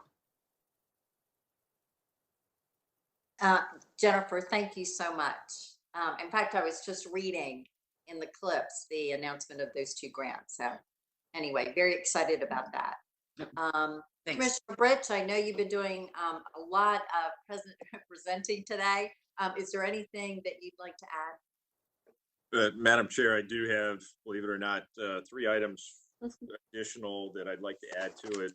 One of which that stems, or 2 of which stem from today's conversation. I'd start with not to back us up to Mr. Tucker's presentation, but certainly Mr. Malvin had indicated that he would like to see that concept that Mr. Tucker, the performance-based planning, take place more globally within the organization. And I've waited to comment at this point. That approach that Mr. Tucker has presented, it certainly has been adopted and is the basic premise and the philosophy that we have, not just for the smart scale process, but also all of our other funding programs that if you recall that the business plan that I presented when we came on board, the focus of what I wanted to accomplish over a 4-year period is to make operations a core function of the department. It had been in many aspects, but we needed to elevate that and make that as a part of our routine daily business activities, not only from the planning side, but also our daily operations, signal timings, and how we can maximize the capacity and our investment in the capacity that's already been provided. So I do want to reassure the board that that is an integral part of the department's operation on a day-to-day basis, and it's certainly something that is in each of our funding programs, just not the Smart Scale program. With having said that, the second item that I do have for you is looking at what Mena Lockwood had presented today, the rebound of those traffic volumes. I do want to tell the board that we are looking to continue to maximize our work zones and have them in place as long as possible to allow our contractors the ability to do as much work in production while we do have some reductions in our traffic volumes and speed up our the opening of those facilities the best that we can. So we do continue to monitor it. This is part of our weekly call with the district administrators that we are having, but we are certainly in tune with those traffic volumes and its rebound. And as I said before, that'll be a component of what I bring back to the board either in July or the September timeframe, depending on how those volumes are looking. And Madam Secretary, the final thing is, and this should have been in the board's package that Carol had sent out, which is just an agreement that has been executed between the department and the Army Corps of Engineers regarding the expediting of permits and permit applications for transportation-related projects. What we have articulated in this agreement is that the department will fund a full-time employee or liaison that the Army Corps of Engineers would then hire to be able to process the volume of permit applications, transportation permit applications that we in the localities through the LAP process are pushing forward. This agreement supports our ability to meet the project schedules that are in our 6-year plan, as well as our strategy to maximize the federal funding on those projects and meet our obligation strategy. So certainly, we don't want to, this is an opportunity for us to continue to move projects along as expeditiously as possible. And we have a similar agreement with other state agencies to help fund positions, recognizing that other entities do not have the resources available. So this is a little bit self-serving on our part, but it certainly helps us continue to meet our advertisement schedule on active projects. With that being said, that update is in your package for review. And if you do have any questions, feel free to reach out to me. So Madam Secretary, that concludes my report.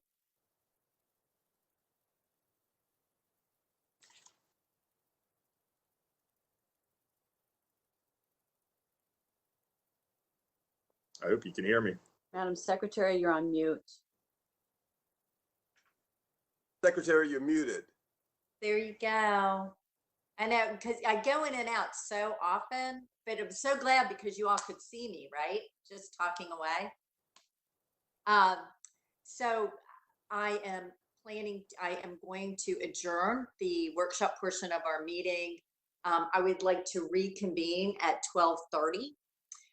That will give us a little time to grab something to eat, get something to drink, and we will meet back here in 20 minutes. Workshop is adjourned. Thank you.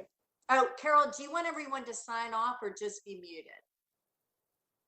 I would ask that everybody just mutes themselves, and we can just unmute once the meeting is called to order. Okay. Madam Secretary, I sent you a private message, if you could take a look. Okay, I will. Thank you.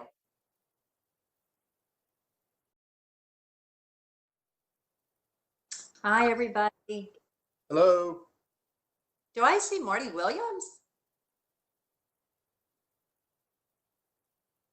Mute, permanent.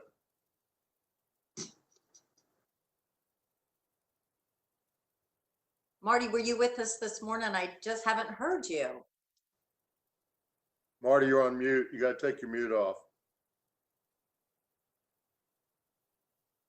I've just been letting the usual guys do all the talking.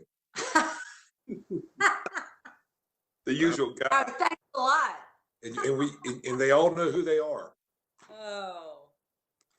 Yes, Hey, are they we do. gonna impose a 3-minute limit on Shep? I think we should while we have the votes. Do I have a second? Third. Hey. Substitute, a minute and a half. Oh my gosh. Mr. Miller, don't let them do this to you. Oh, I think you were part and parcel. I think it's a conspiracy.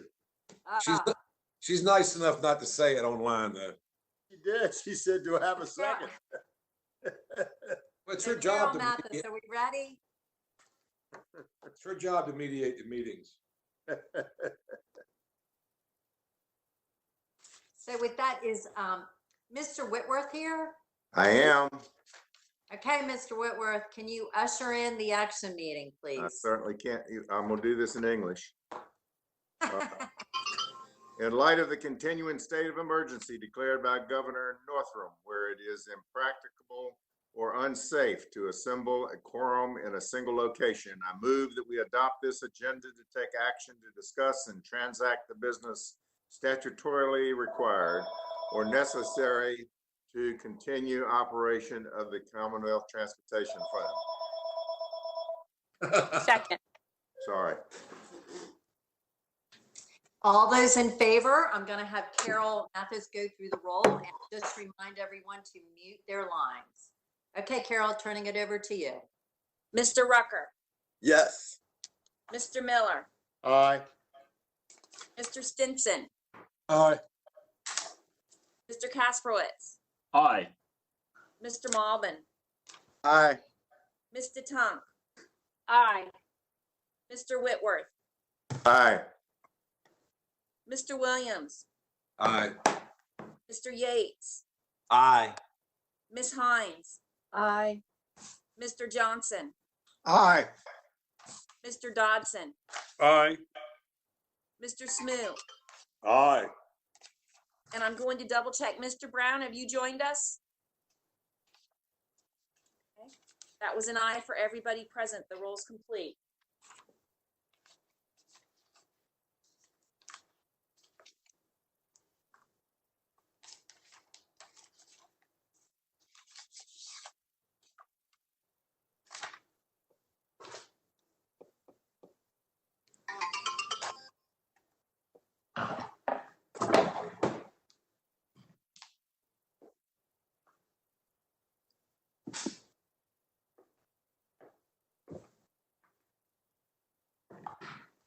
Do we have anyone signed up for public comment? We do have one person signed up for public comment. Okay. Would you like to let us know who it is? Yeah, that's Robert Whitfield. I will remind you to please keep your comments to 3 minutes, but you're free to address the board. Good afternoon, Secretary Valentine. Can you hear me? I can. Hello, Mr. Whitfield. How are you? Thank you.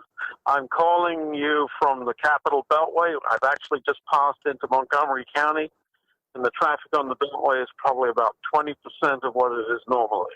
So I just crossed over the Cabin John Bridge without any delay. Are you right, Mr. Whitworth? First, I'm sorry. say it again. I'm sorry. Go ahead. So first to Mr. Whitworth, thank you for your service to the CTB and enjoy your retirement.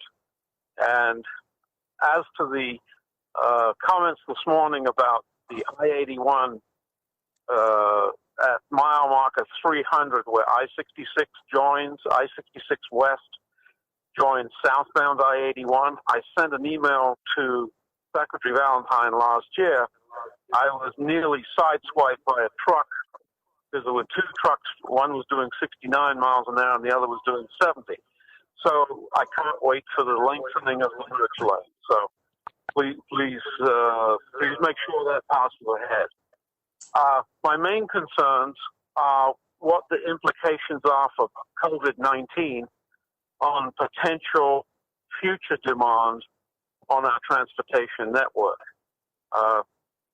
It appears to me that there will be a secular change in commuting patterns that will put increased emphasis on suburban employment over downtown DC employment.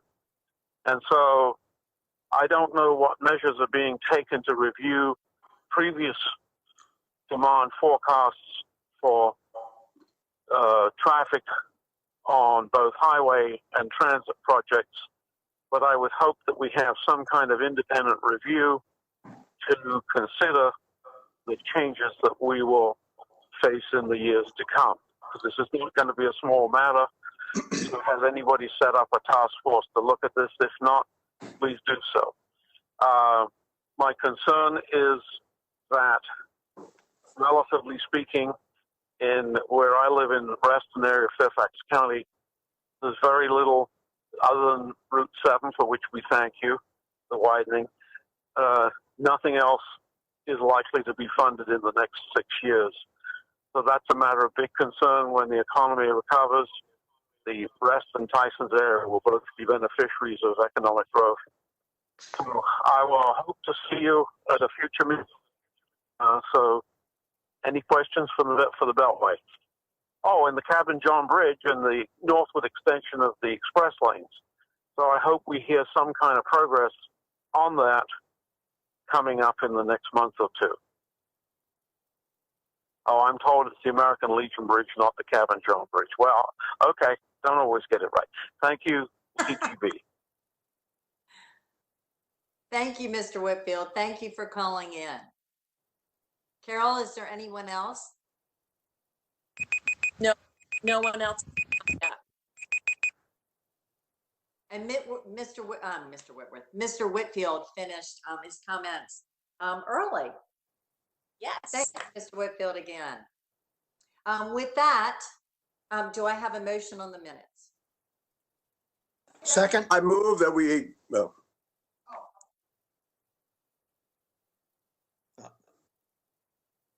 I'm sorry? I move that we accept the minutes. Second. All those in favor? Aye. Carol? Aye. I'll call the roll. Mr. Smoot. Aye.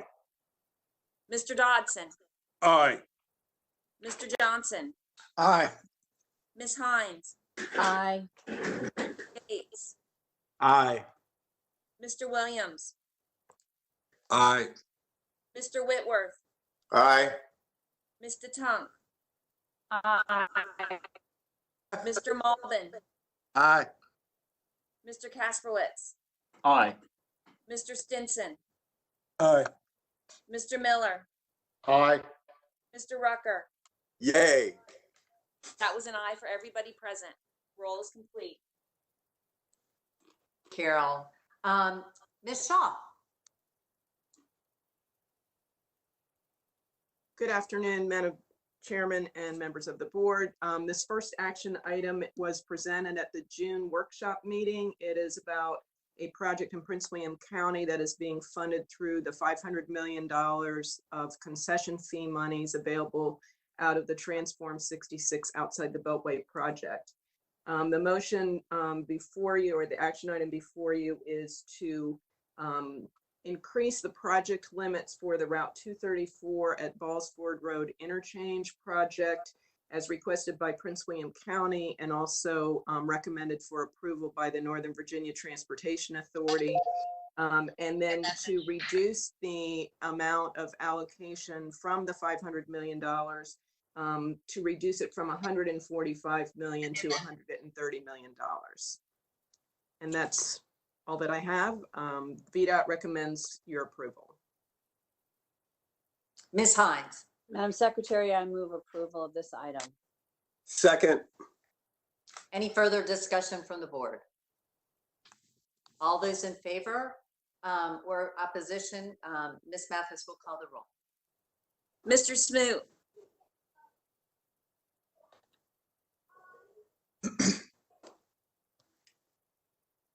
Mr. Smoot, you're on mute.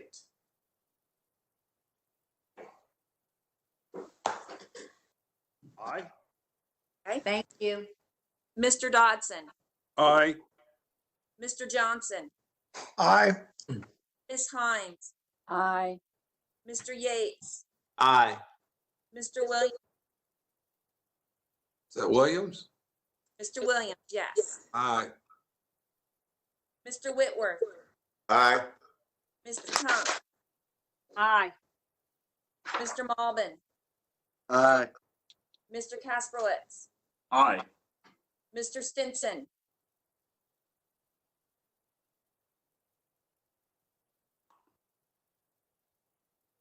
Mr. Stinson. Sorry, ma'am, I was muted. Aye. Thank you. Mr. Miller. Aye. Mr. Rucker. Aye.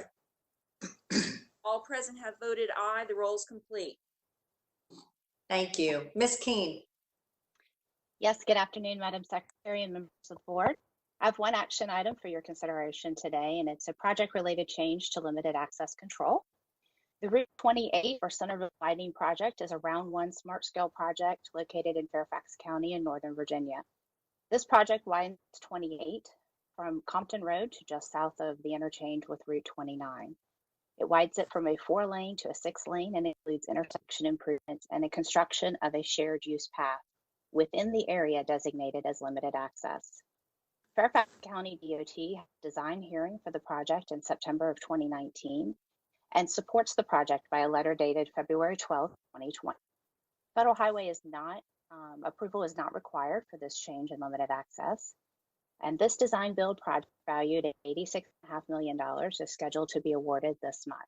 And I recommend approval by the CTB for the limited access modifications. Ms. Hines. Madam Secretary, I move approval of this item. Second. Any further discussion? All those in favor or opposition, Ms. Mathis will call the roll. Mr. Smoot. Aye. Mr. Dodson. Aye. Mr. Johnson. Aye. Ms. Hines.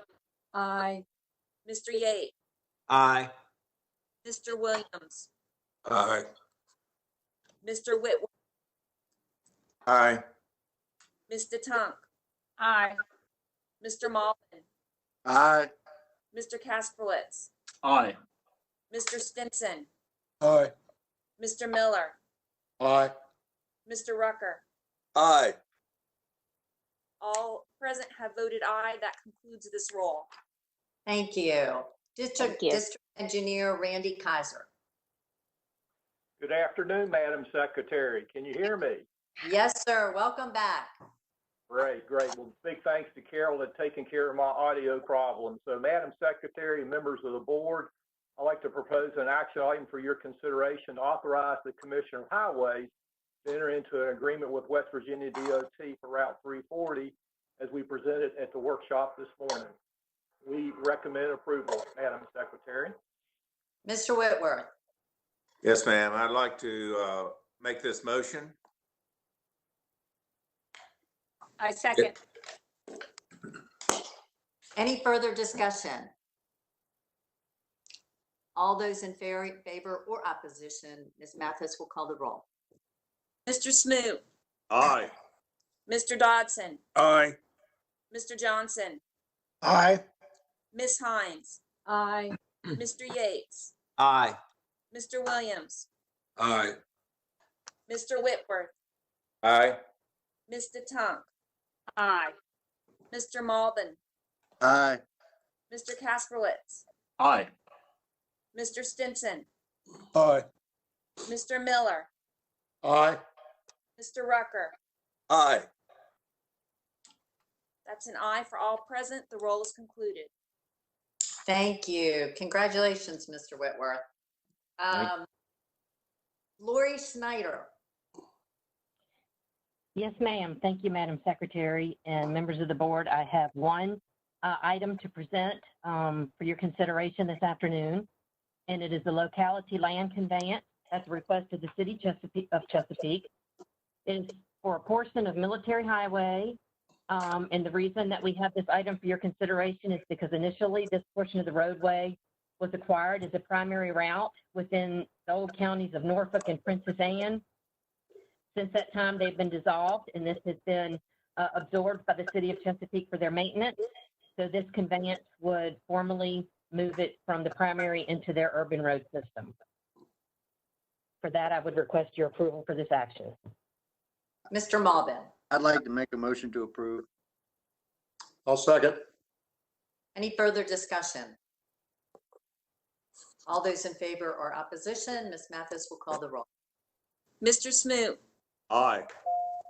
Mr. Dodson, Aye. Mr. Johnson, Aye. Ms. Hines, Aye. Mr. Yates, Aye.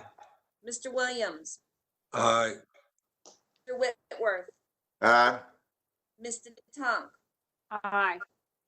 Mr. Malden, Aye. Mr. Kasperlitz, Aye. Mr. Stinson, Aye. Mr. Miller, Aye. Mr. Rucker. Aye. It's an aye for all present. The roll is concluded. Thank you. Joanne Maxwell. Good afternoon.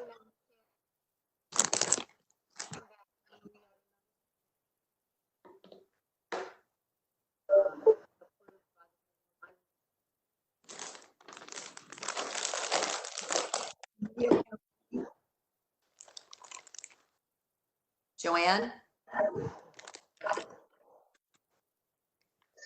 Madam Chair, can you hear me? I can barely hear you. I think I know the issue.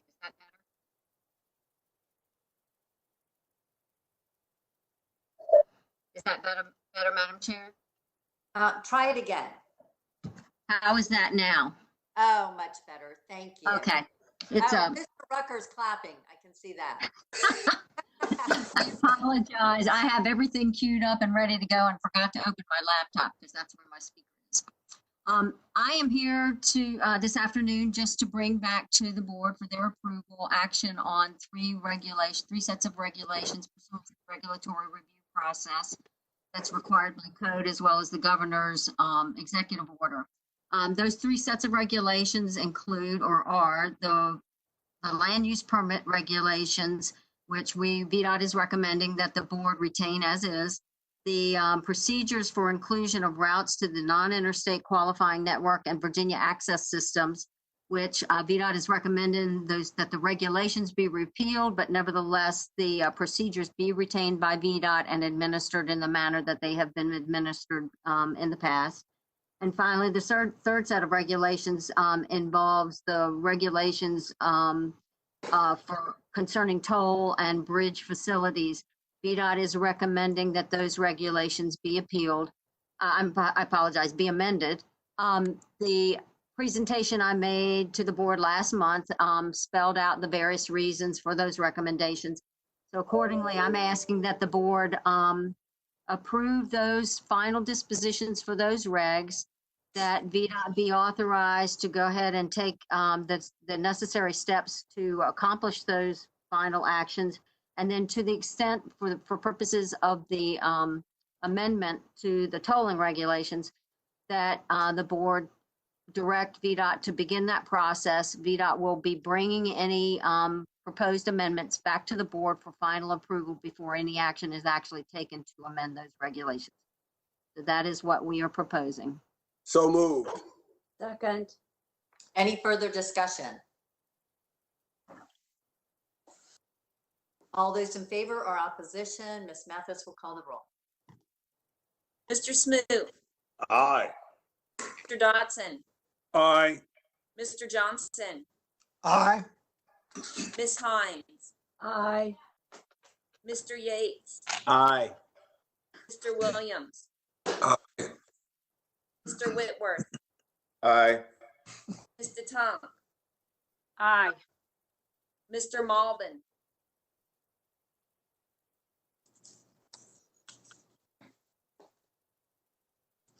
Mr. Malvin, you're muted. All right, aye. Mr. Kasperlitz, Aye. Mr. Stinson, Aye. Mr. Miller, Aye. Mr. Rucker. Aye. That concludes the roll with all voting aye. Thank you. Ms. Farmer?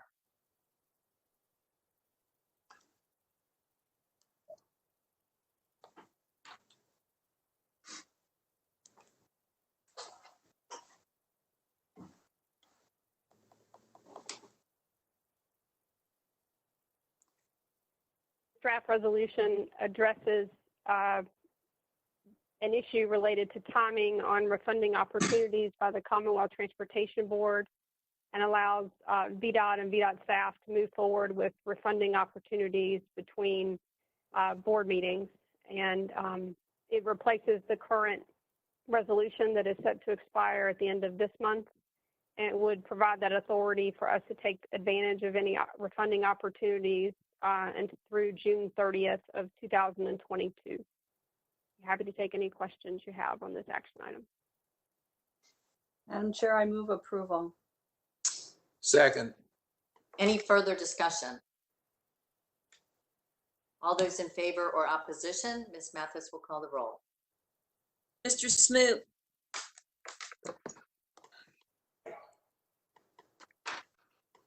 Aye. Mr. Dodson, Aye. Mr. Johnson, Aye. Ms. Hines, Aye. Mr. Yates, Aye. Mr. Williams, Aye. Mr. Whitworth, Aye. Mr. Tunk, Aye. Mr. Malvin, Aye. Mr. Kasperlitz, Aye. Mr. Stinson, Aye. Mr. Miller, Aye. Mr. Rucker. Aye. That concludes the roll with all present voting aye. Thank you. Ms. Pryor and Kim, unless there's an objection, I would like to take these next four as a block.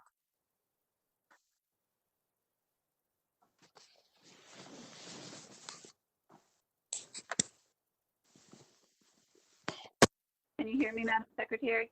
I can now, thank you. Okay, great. I think that's fine to take them all together. I have 4 items for the board's consideration. The first item is the amendment of 5 projects to the 6-year improvement program. 4 of them are funded by localities, 2 in Northern Virginia, 2 in Staunton. The 5th project is an ITTF project that's actually providing match for a grant for DRPT. It is for a rural microtransit pilot project. The second item I have for the board's consideration today is our normal monthly transfers. The third item I have for the board's consideration is the cancellation of the Route 460 corridor improvement project in Tazewell County.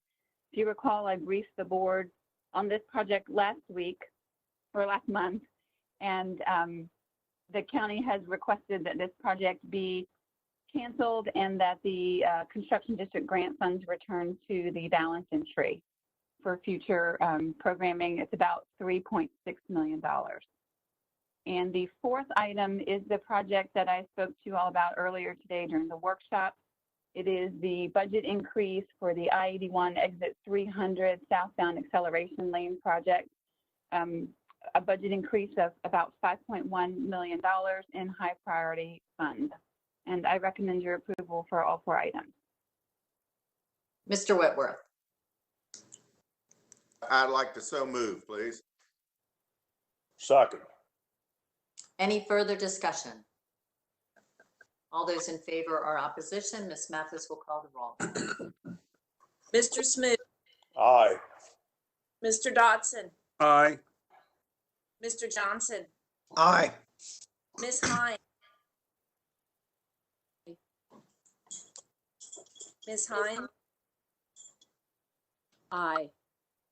Mr. Yates, Aye. Mr. Williams, Aye. Mr. Whitworth, Aye. Mr. Tunk, Aye. Mr. Malbin, Aye. Mr. Kasperlitz, Aye. Mr. Stinson, Aye. Mr. Miller, Aye. Mr. Rucker. Aye. That concludes the roll with all present voting aye. Thank you. Chief of Public Transportation, DeBrule. Good afternoon, Madam Secretary and members of the board. I have one action item for you today. It is a resolution for the addition of several public transportation projects to the fiscal year 20 through 25 6-year improvement program. I briefed you last month on the addition of these projects to the program. The action item before you provides for the allocation of funding to support transit agencies with operating assistance through the first quarter of fiscal year 21. It provides operating assistance for our commuter assistance programs through the first quarter of fiscal year 21, allocates funding to support a debt service project for the VRE Manassas Park parking structure, and the allocation of federal funding to support planning, urban transit systems, and human service transportation programs around the state. With that, we recommend your approval of this item to allow those allocations to move Madam forward. Secretary, I move approval as presented. Second. Thank you. Any further discussion? All those in favor or opposition, Ms. Mathis will call the.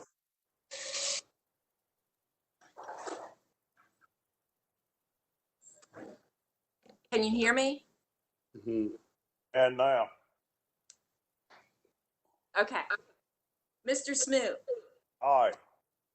Mr. Dodson, Aye. Mr. Johnson, Aye. Ms. Hines, Aye.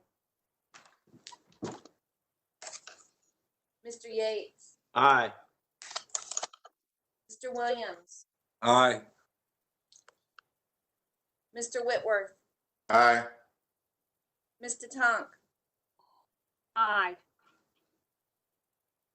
Mr. Malbin,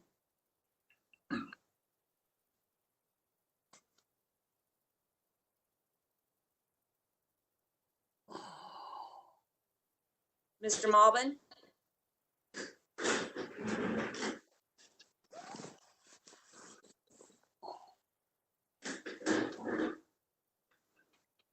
Mr. Kasperlitz, Aye. Mr. Stinson, Aye. Mr. Miller, Aye.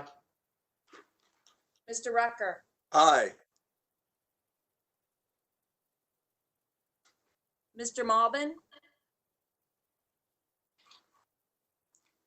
Looks like he lost connection.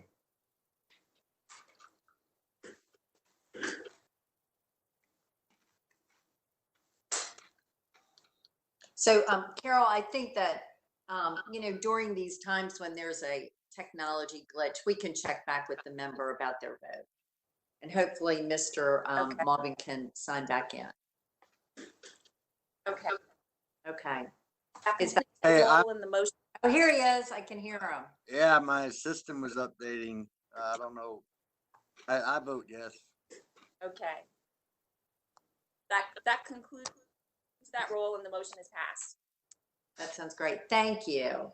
Margie Ray. Good afternoon, Madam Secretary, members of the board. The next action for your approval is the adoption of the annual safety performance targets for calendar year 2021. If you'll recall, I presented to you all last month the information regarding our results of statistical modeling, taking into account the anticipated project benefits and coming up with proposed targets. We've been working very closely with both DMV and VDOT to establish these targets because 3 of those targets need to be agreed to between those parties, and we recommend your approval. So moved. Second. Any further discussion? All those in favor or opposition, Ms. Mathis will call the roll. Mr. Smoot, Aye. Mr. Dodson, Aye. Mr. Johnson, Aye. Ms. Hines, Aye. Mr. Yates, Aye. Mr. Williams, Aye. Mr. Whitworth, Aye. Ms. DeTonk, Aye. Mr. Malbin, Aye. Mr. Kasprowitz, Aye. Mr. Stinson, Aye. Mr. Miller, Aye. Mr. Rucker. Aye. That concludes the roll. The motion is passed. Thank you. Mr. Vlasic. Secretary Valentine, Commissioner and CTV board members, good Hey, afternoon. Bronco, I'm just going to say one thing. Typically during this presentation, we stand to give our affirmation. Given that we're in virtual meetings, we'll be giving a verbal signal today, but I would like to take these each individually. Thank you, Vlasic. Thank you. I have 3 decision briefings before you today. Decision briefing number 1 is from the Lee County Board of Supervisors, Bristol District. Approval of the Commonwealth Transportation Board is sought by Lee County Board of Supervisors for the commemorative naming of the bridge on Route 612 Middle Wallens Creek Road over Dry Creek in Lee County as the Wesley Rasnick Memorial Bridge. Lee County wishes to honor the life and sacrifice of Private First Class Wesley Rasnick. Mr. Rasnick was drafted for military service and entered the Army in 1964, serving as 1st Infantry Division, 1st Battalion, 28th Infantry C Company. On January 18, 1966, Private First Class Olin Wesley Rasnick was wounded by a Viet Cong sniper's bullet in South Vietnam. He passed away in a United States field hospital on January 20, 1966. He was just 22 years old at the time of his ultimate sacrifice and was the first Lee Countian to die in Vietnam. He is memorialized and honored on the Vietnam Veterans Memorial Bridge in Washington, D.C. VDOT supports his request. Mr. Stinson, would you like to say a few words? Yes, thank you, Mr. Fallick. Madam Chair, fellow members, it gives me a great honor to forward this to the board for your approval. This Private First Class Rasnick, as you've read in your briefing, has a very promising future as a superior athlete. But when his country called, he answered and gave himself for this country. And it's been 54 years coming, and I can't say how much that I support this resolution, and I would bring that motion before you now. Ms. Mathis, I ask that you call the roll. I don't believe I have a Second. I Yes. second the motion. Thank you. Oh, sorry. Mr. Smoot. Mr. Smoot. Aye. Mr. Dodson. Aye. Mr. Johnson.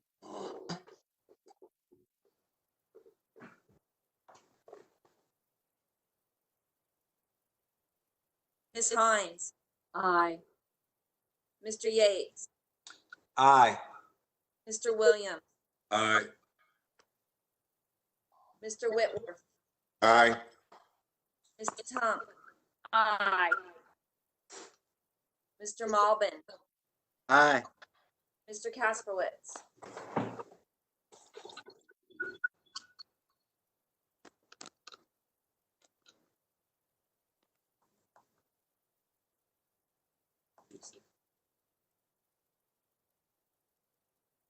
Mr. Stinson, Aye. Mr. Miller, Aye. Mr. Rucker. Aye. The roll's complete. The motion is passed. Decision briefing number 2 is also from the Lee County Board of Supervisors, Bristol District. Approval of the Commonwealth Transportation Board is sought by the Lee County Board of Supervisors for the commemorative naming of the bridge on Route 750, Wolf Gilbert Road over Clear Spring Branch, Lee County, as the Don Quillen Memorial Bridge. The Lee County Board of Supervisors wishes to honor the life and sacrifice of Don Franklin Quillen. Mr. Quillen's love of community and civic mindedness led him to serve in the following community organizations: Chairman and Treasurer of the Dryden Water Authority, Treasurer of the Dryden Development Corporation, Coach and Organizer of the Dryden Little League Baseball, Boy Scout Leader of the Dryden Troop, and also a member of the Dryden Missionary Baptist Church. Mr. Quillen departed this life on July 30th, 2002. VDOT supports this request, and Mr. Stinson, would you like to say a few words, please? Thank you again, Ms. Valek. Would Madam Chair, members of the board, as you read in your briefing, as Mr. Valek just enunciated, it's a tremendous body of service Mr. Quillen gave to his community. He's an example of a great citizen that continually gave back, and very enthusiastically support this motion, and I would bring it before the board at this time to have the bridge named in Mr. Quillen's honor. I second the motion. Ms. Mathis, will you please call the roll? Mr. Smith, Aye. Mr. Dodson, Aye. Mr. John, Aye. Ms. Hines, Aye. Mr. Yates, Aye. Mr. Williams, Aye. Mr. Whitworth, Aye. Mr. Tunk, Aye. Mr. Malbin, Aye. Mr. Kasperwitz, Aye. Mr. Stinson, Aye. Mr. Miller, Aye. Mr. Rucker. Aye. The roll's complete. The motion passed. Decision briefing number 3 is from the Botetourt County Board of Supervisors, Salem District. Approval of the Commonwealth Transportation Board is sought by the Botetourt County Board of Supervisors for the commemorative naming of the bridge on Route 870, James Street over the James River, Botetourt County, as the Floyd Walker Coffee Memorial Bridge.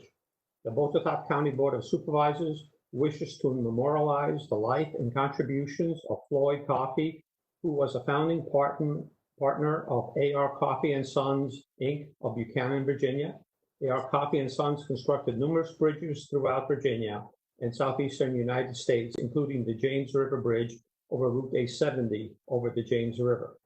Mr. Coffee departed this life on December 27, 2019. VDOT supports this request, and Mr. Smoot, would you like to say a few words? Yes, thank you, Mr. Blachik.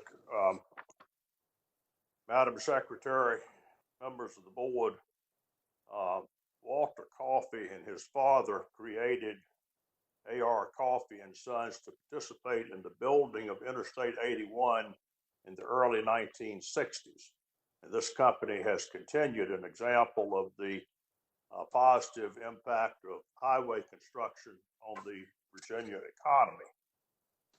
It has provided a number of people with employment including our own Bart Thrasher, who worked for this company when he was working his way through college. Floyd Coffey was active throughout his adult life in the business, the agricultural, and the civic affairs of Botetourt County. His company built this bridge, and it's a pleasure to move adoption of this resolution to name the bridge across the James River at Eagle Rock in Mr. Coffey's honor.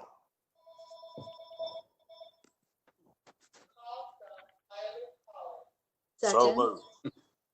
A second. Okay, so I just want to remind everyone to your phones, and Ms. Mathis, will you call the roll? Well, Mr. Smoot, Aye. Mr. Dodson, Aye. Mr. Johnson, Aye. Ms. Hines, Aye. Mr. Yates, Aye. Mr. Williams, Aye. Mr. Whitworth, Aye. Mr. Tunk, Aye. Mr. Malvin, Aye. Mr. Kasperwitz, Aye. Mr. Stinson, Aye.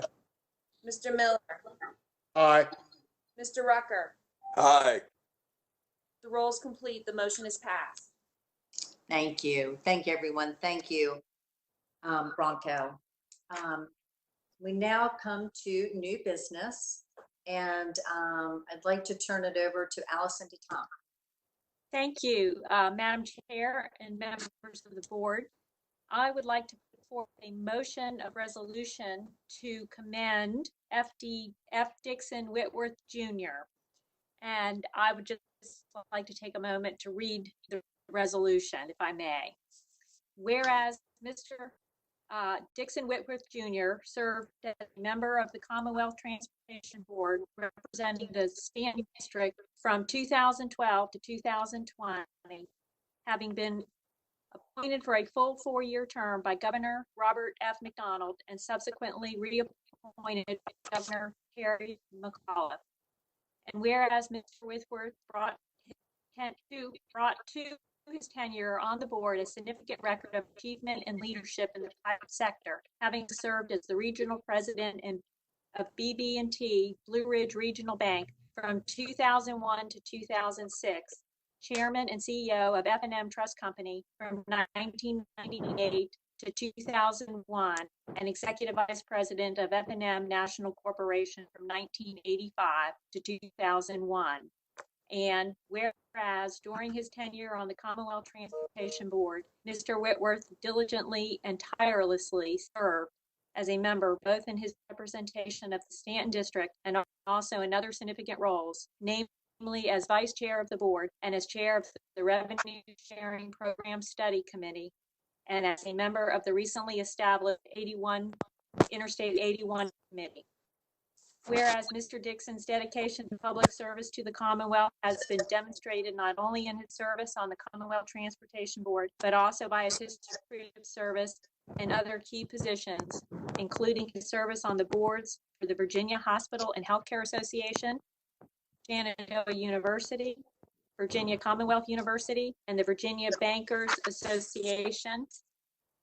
And whereas Mr. Whitworth also served as chairman of the Valley Health System and the Winchester Medical Center, and whereas in 2011, in recognition of his service to the community and leadership, the Virginia Hospital Healthcare Association awarded Mr. Whitworth an Outstanding Service Award for Excellence in Governance. And whereas in 2019, in recognition of his service to the business community and his efforts promoting the economic progress in the city of Winchester and Frederick and Clarke counties, the Virginia Regional Chamber of Commerce awarded Mr. Whitworth the Citizen of the Year Award, the highest honor bestowed by a local chamber of commerce. And whereas fulfilling his duties to the board, both as a member and vice chair, his leadership, dedication, and commitment and insight have earned Mr. Whitworth the admiration, respect of his colleagues and the staff of the Virginia Department of Transportation and the Department of Rail and Public Transportation. And whereas the Commonwealth Transportation wishes to express its appreciation to Mr. Whitworth for his years of service to this board and to the Commonwealth. Now, therefore be it resolved by the Commonwealth Transportation Board that the members of this board hereby extend to F. Dixon Whitworth Jr. their highest commendation and gratitude for his years of outstanding service on behalf of the citizens of the Commonwealth, and convey their best wishes to him in all of his future endeavors.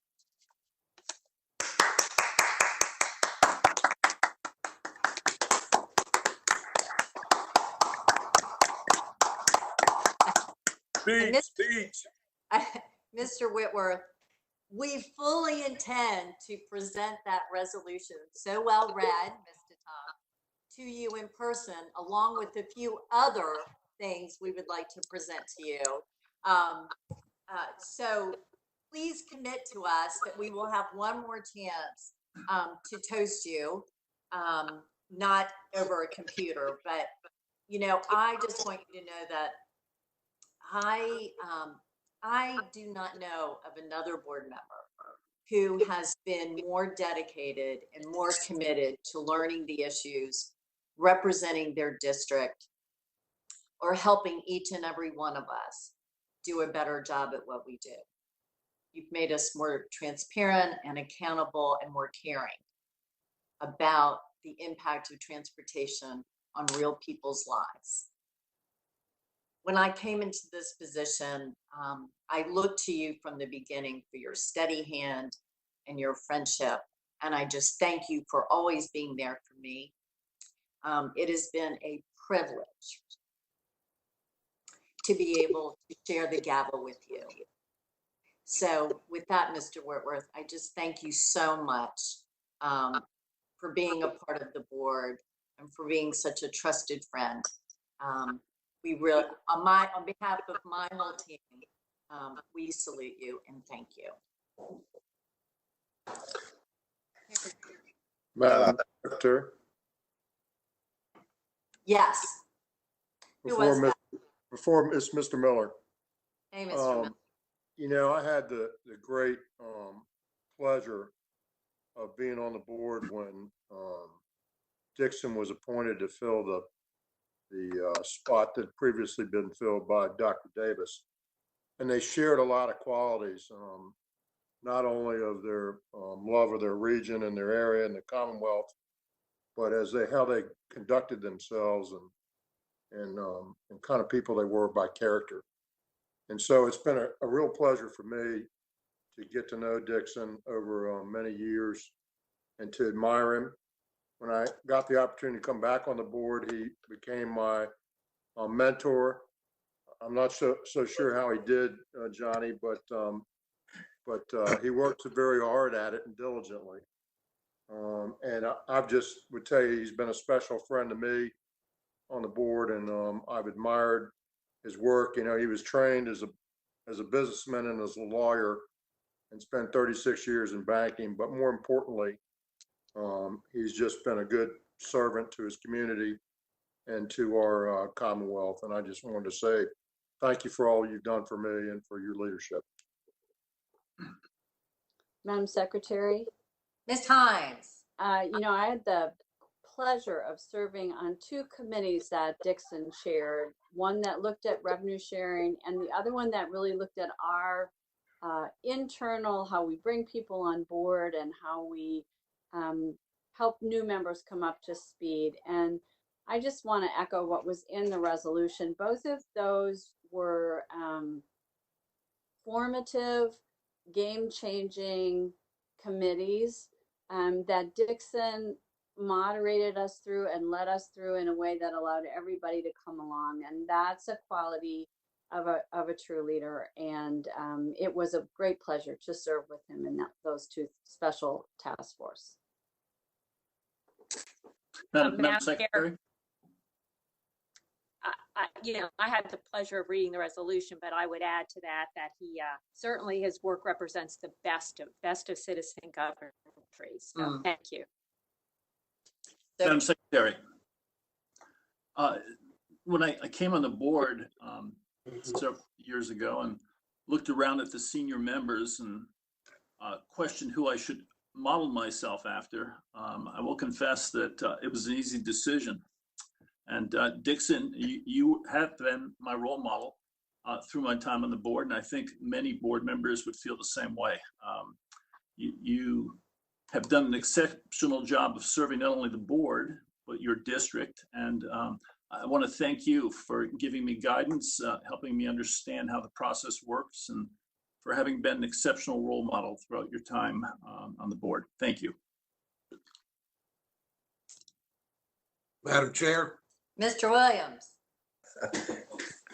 You know, Dixon, not many people get it. I've been involved in this stuff for so long, both from the legislature and serving on so many boards and so many commissions related to transportation. And not many people really ever understand their proper role. And you do. And I want to tell you that it's been both an honor, both professionally and personally, to get to know you. And look forward to a lot of good days coming. And look forward to seeing you in person at the next meeting.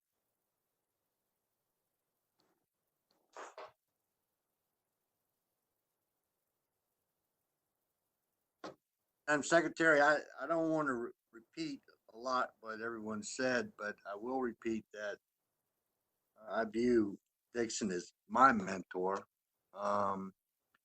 He's taught me a lot, and he's guided me through my tenure on this board. And I've been on one committee with him, revenue sharing, and I can tell you he's enormously thorough and thought-provoking, and he worked the hell out of everybody on that committee to produce the results that we did. And his district is going to miss him, and the Commonwealth is going to miss him. So, and I'm going to miss him. Thank you. May I say something, Madam Chairman? Mr. Dixon, you have the floor. And I certainly won't extend it beyond where we are, and I'm so grateful for the kind comments. And you know, as I mentioned to somebody the other day, it's no doubt a great honor, a great experience, and a lot of fun to serve on this board. But the thing that stands out, and will always stand out, and all of you will feel the same way, is the camaraderie and the friendships and the respect that everyone on this board holds for each other. And that's what makes it click. That's what makes good decisions obtained.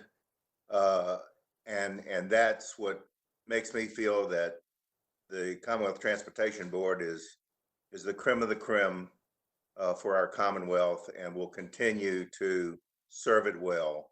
I will miss being there, but it's time. As I hear of the fact that I was a mentor to somebody, I think I'm reflecting on the fact that I'm also the oldest.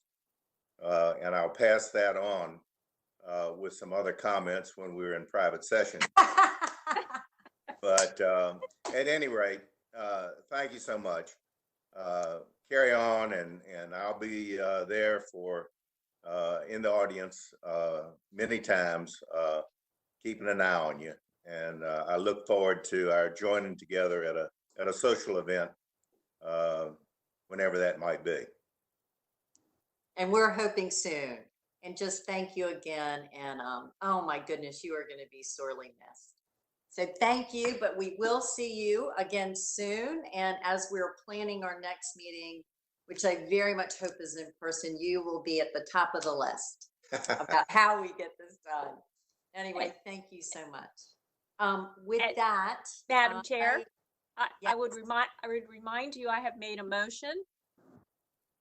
Oh, do I? I second that motion. So, Ms. Mathis, are you calling the roll? I will. Mr. Smoot. Enthusiastically, yay. Hudson. Bless you, my friend. Yay. Mr. Yay, Johnson. thank you. Ms. Hines. Yes. Mr. Yates, Thank you, Dixon, for everything. Yay. Mr. Williams, With reservations, yay. Mr. Whitworth, Abstain. Mr. Tunk, Godspeed, my friend. Mr. Malbin, Aye. Mr. Kasperwitz, With absolutely no reservations, aye. Mr. Stinson, Aye. Mr. Miller, I have a point of order. If we all vote no, does that mean he can't leave? Aye. Mr. Rucker. I vote aye, and thank you for your esteemed service to the citizens of the Commonwealth, as well as your district. The roll is complete. The motion is passed. Thank you, Carol. Thank you. With that, I believe, Carol, I'm going to turn it over to you to kind of go through the sequence of the next decisions. Okay. My understanding is that in a few minutes, we're going to be going into a closed session. We'll be making that motion. When we go into the closed session, you should have received from me about 10 or 15 minutes ago another meeting invite on your calendars to a separate WebEx. You will need to log into that separate WebEx when we go into this closed session. She never texted. And so, Carol, though, you want us to just mute our lines here? My understanding in following up with IT is we are going to have to leave this session, but they're going to leave it open because we need to come back to this session once we are complete with our closed session to do the certification. Okay. So with that, Ms. Hines, do you have a resolution to, or a statement to read?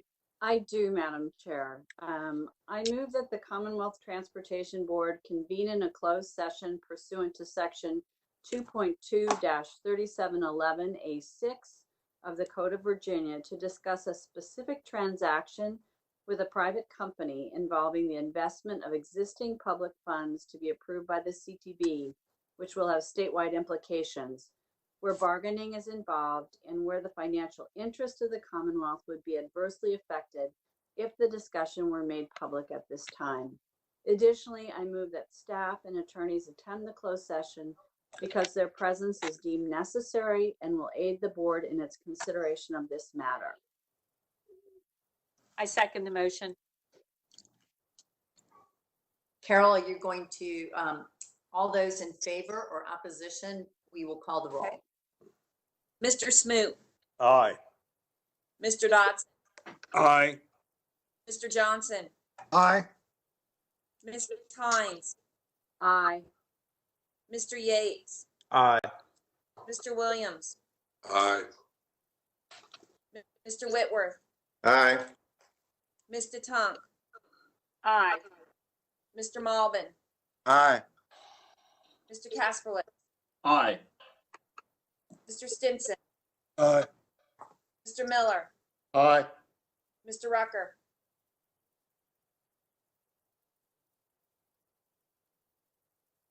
Mr. Rucker, you're on mute. Aye, I was. Okay. The roll is complete. The motion is passed.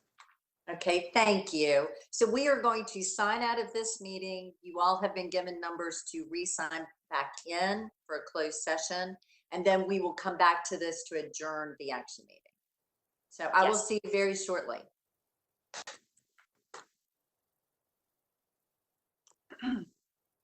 To the best of my knowledge, during the closed meeting, the only matters heard, discussed, or considered were those matters lawfully exempted from open meeting requirements under the Virginia Freedom of Information Act, and only such public business matters as were identified in the motion by which the closed meeting was convened.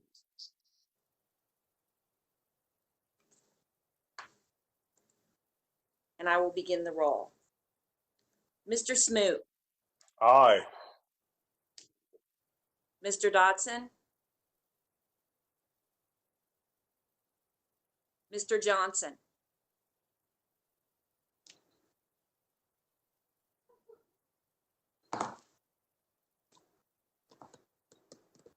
Ms. Hines, Mary, can you hear? I can. Okay.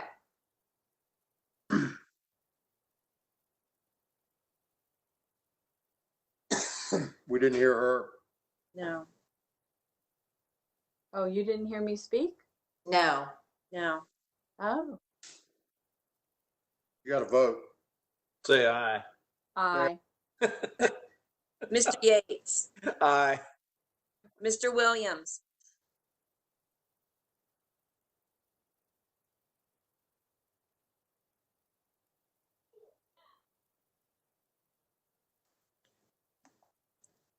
Ms. Mitchell, I don't think I vote. Mr. Whitworth,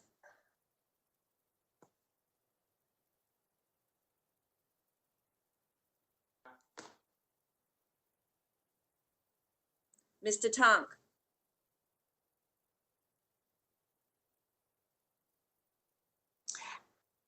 Can I ask a question? Can everybody hear Carol? Yeah, but I don't see Allison on the list. I can't hear everybody, and I think some She people are just joined. Allison just joined the meeting. Allison just joined.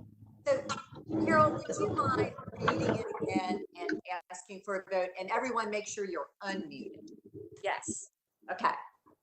The statement reads as follows. To the best of my knowledge, during the closed session, the only matters heard, discussed, or considered were those matters lawfully exempted from open meeting requirements under the Virginia Freedom of Information Act, and only such public business matters as were identified in the motion by which the closed meeting was convened.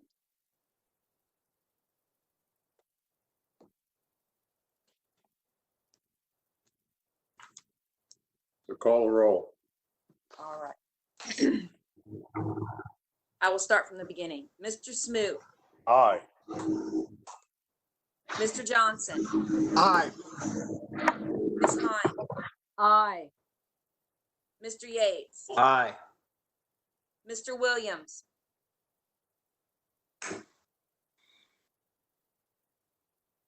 Mr. Whitworth, Aye. Tom, Aye. Mr. Malvin, Aye. Mr. Kasperwitz, Aye. Mr. Stinson, Aye. Mr. Miller, Aye. Mr. Rucker. I believe that completes the roll. We had 2 members that had to leave the meeting.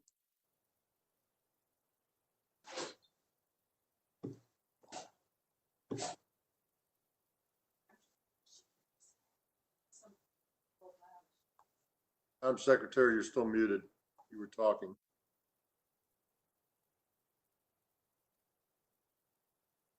Now you're there. Thank you, Mr. Miller.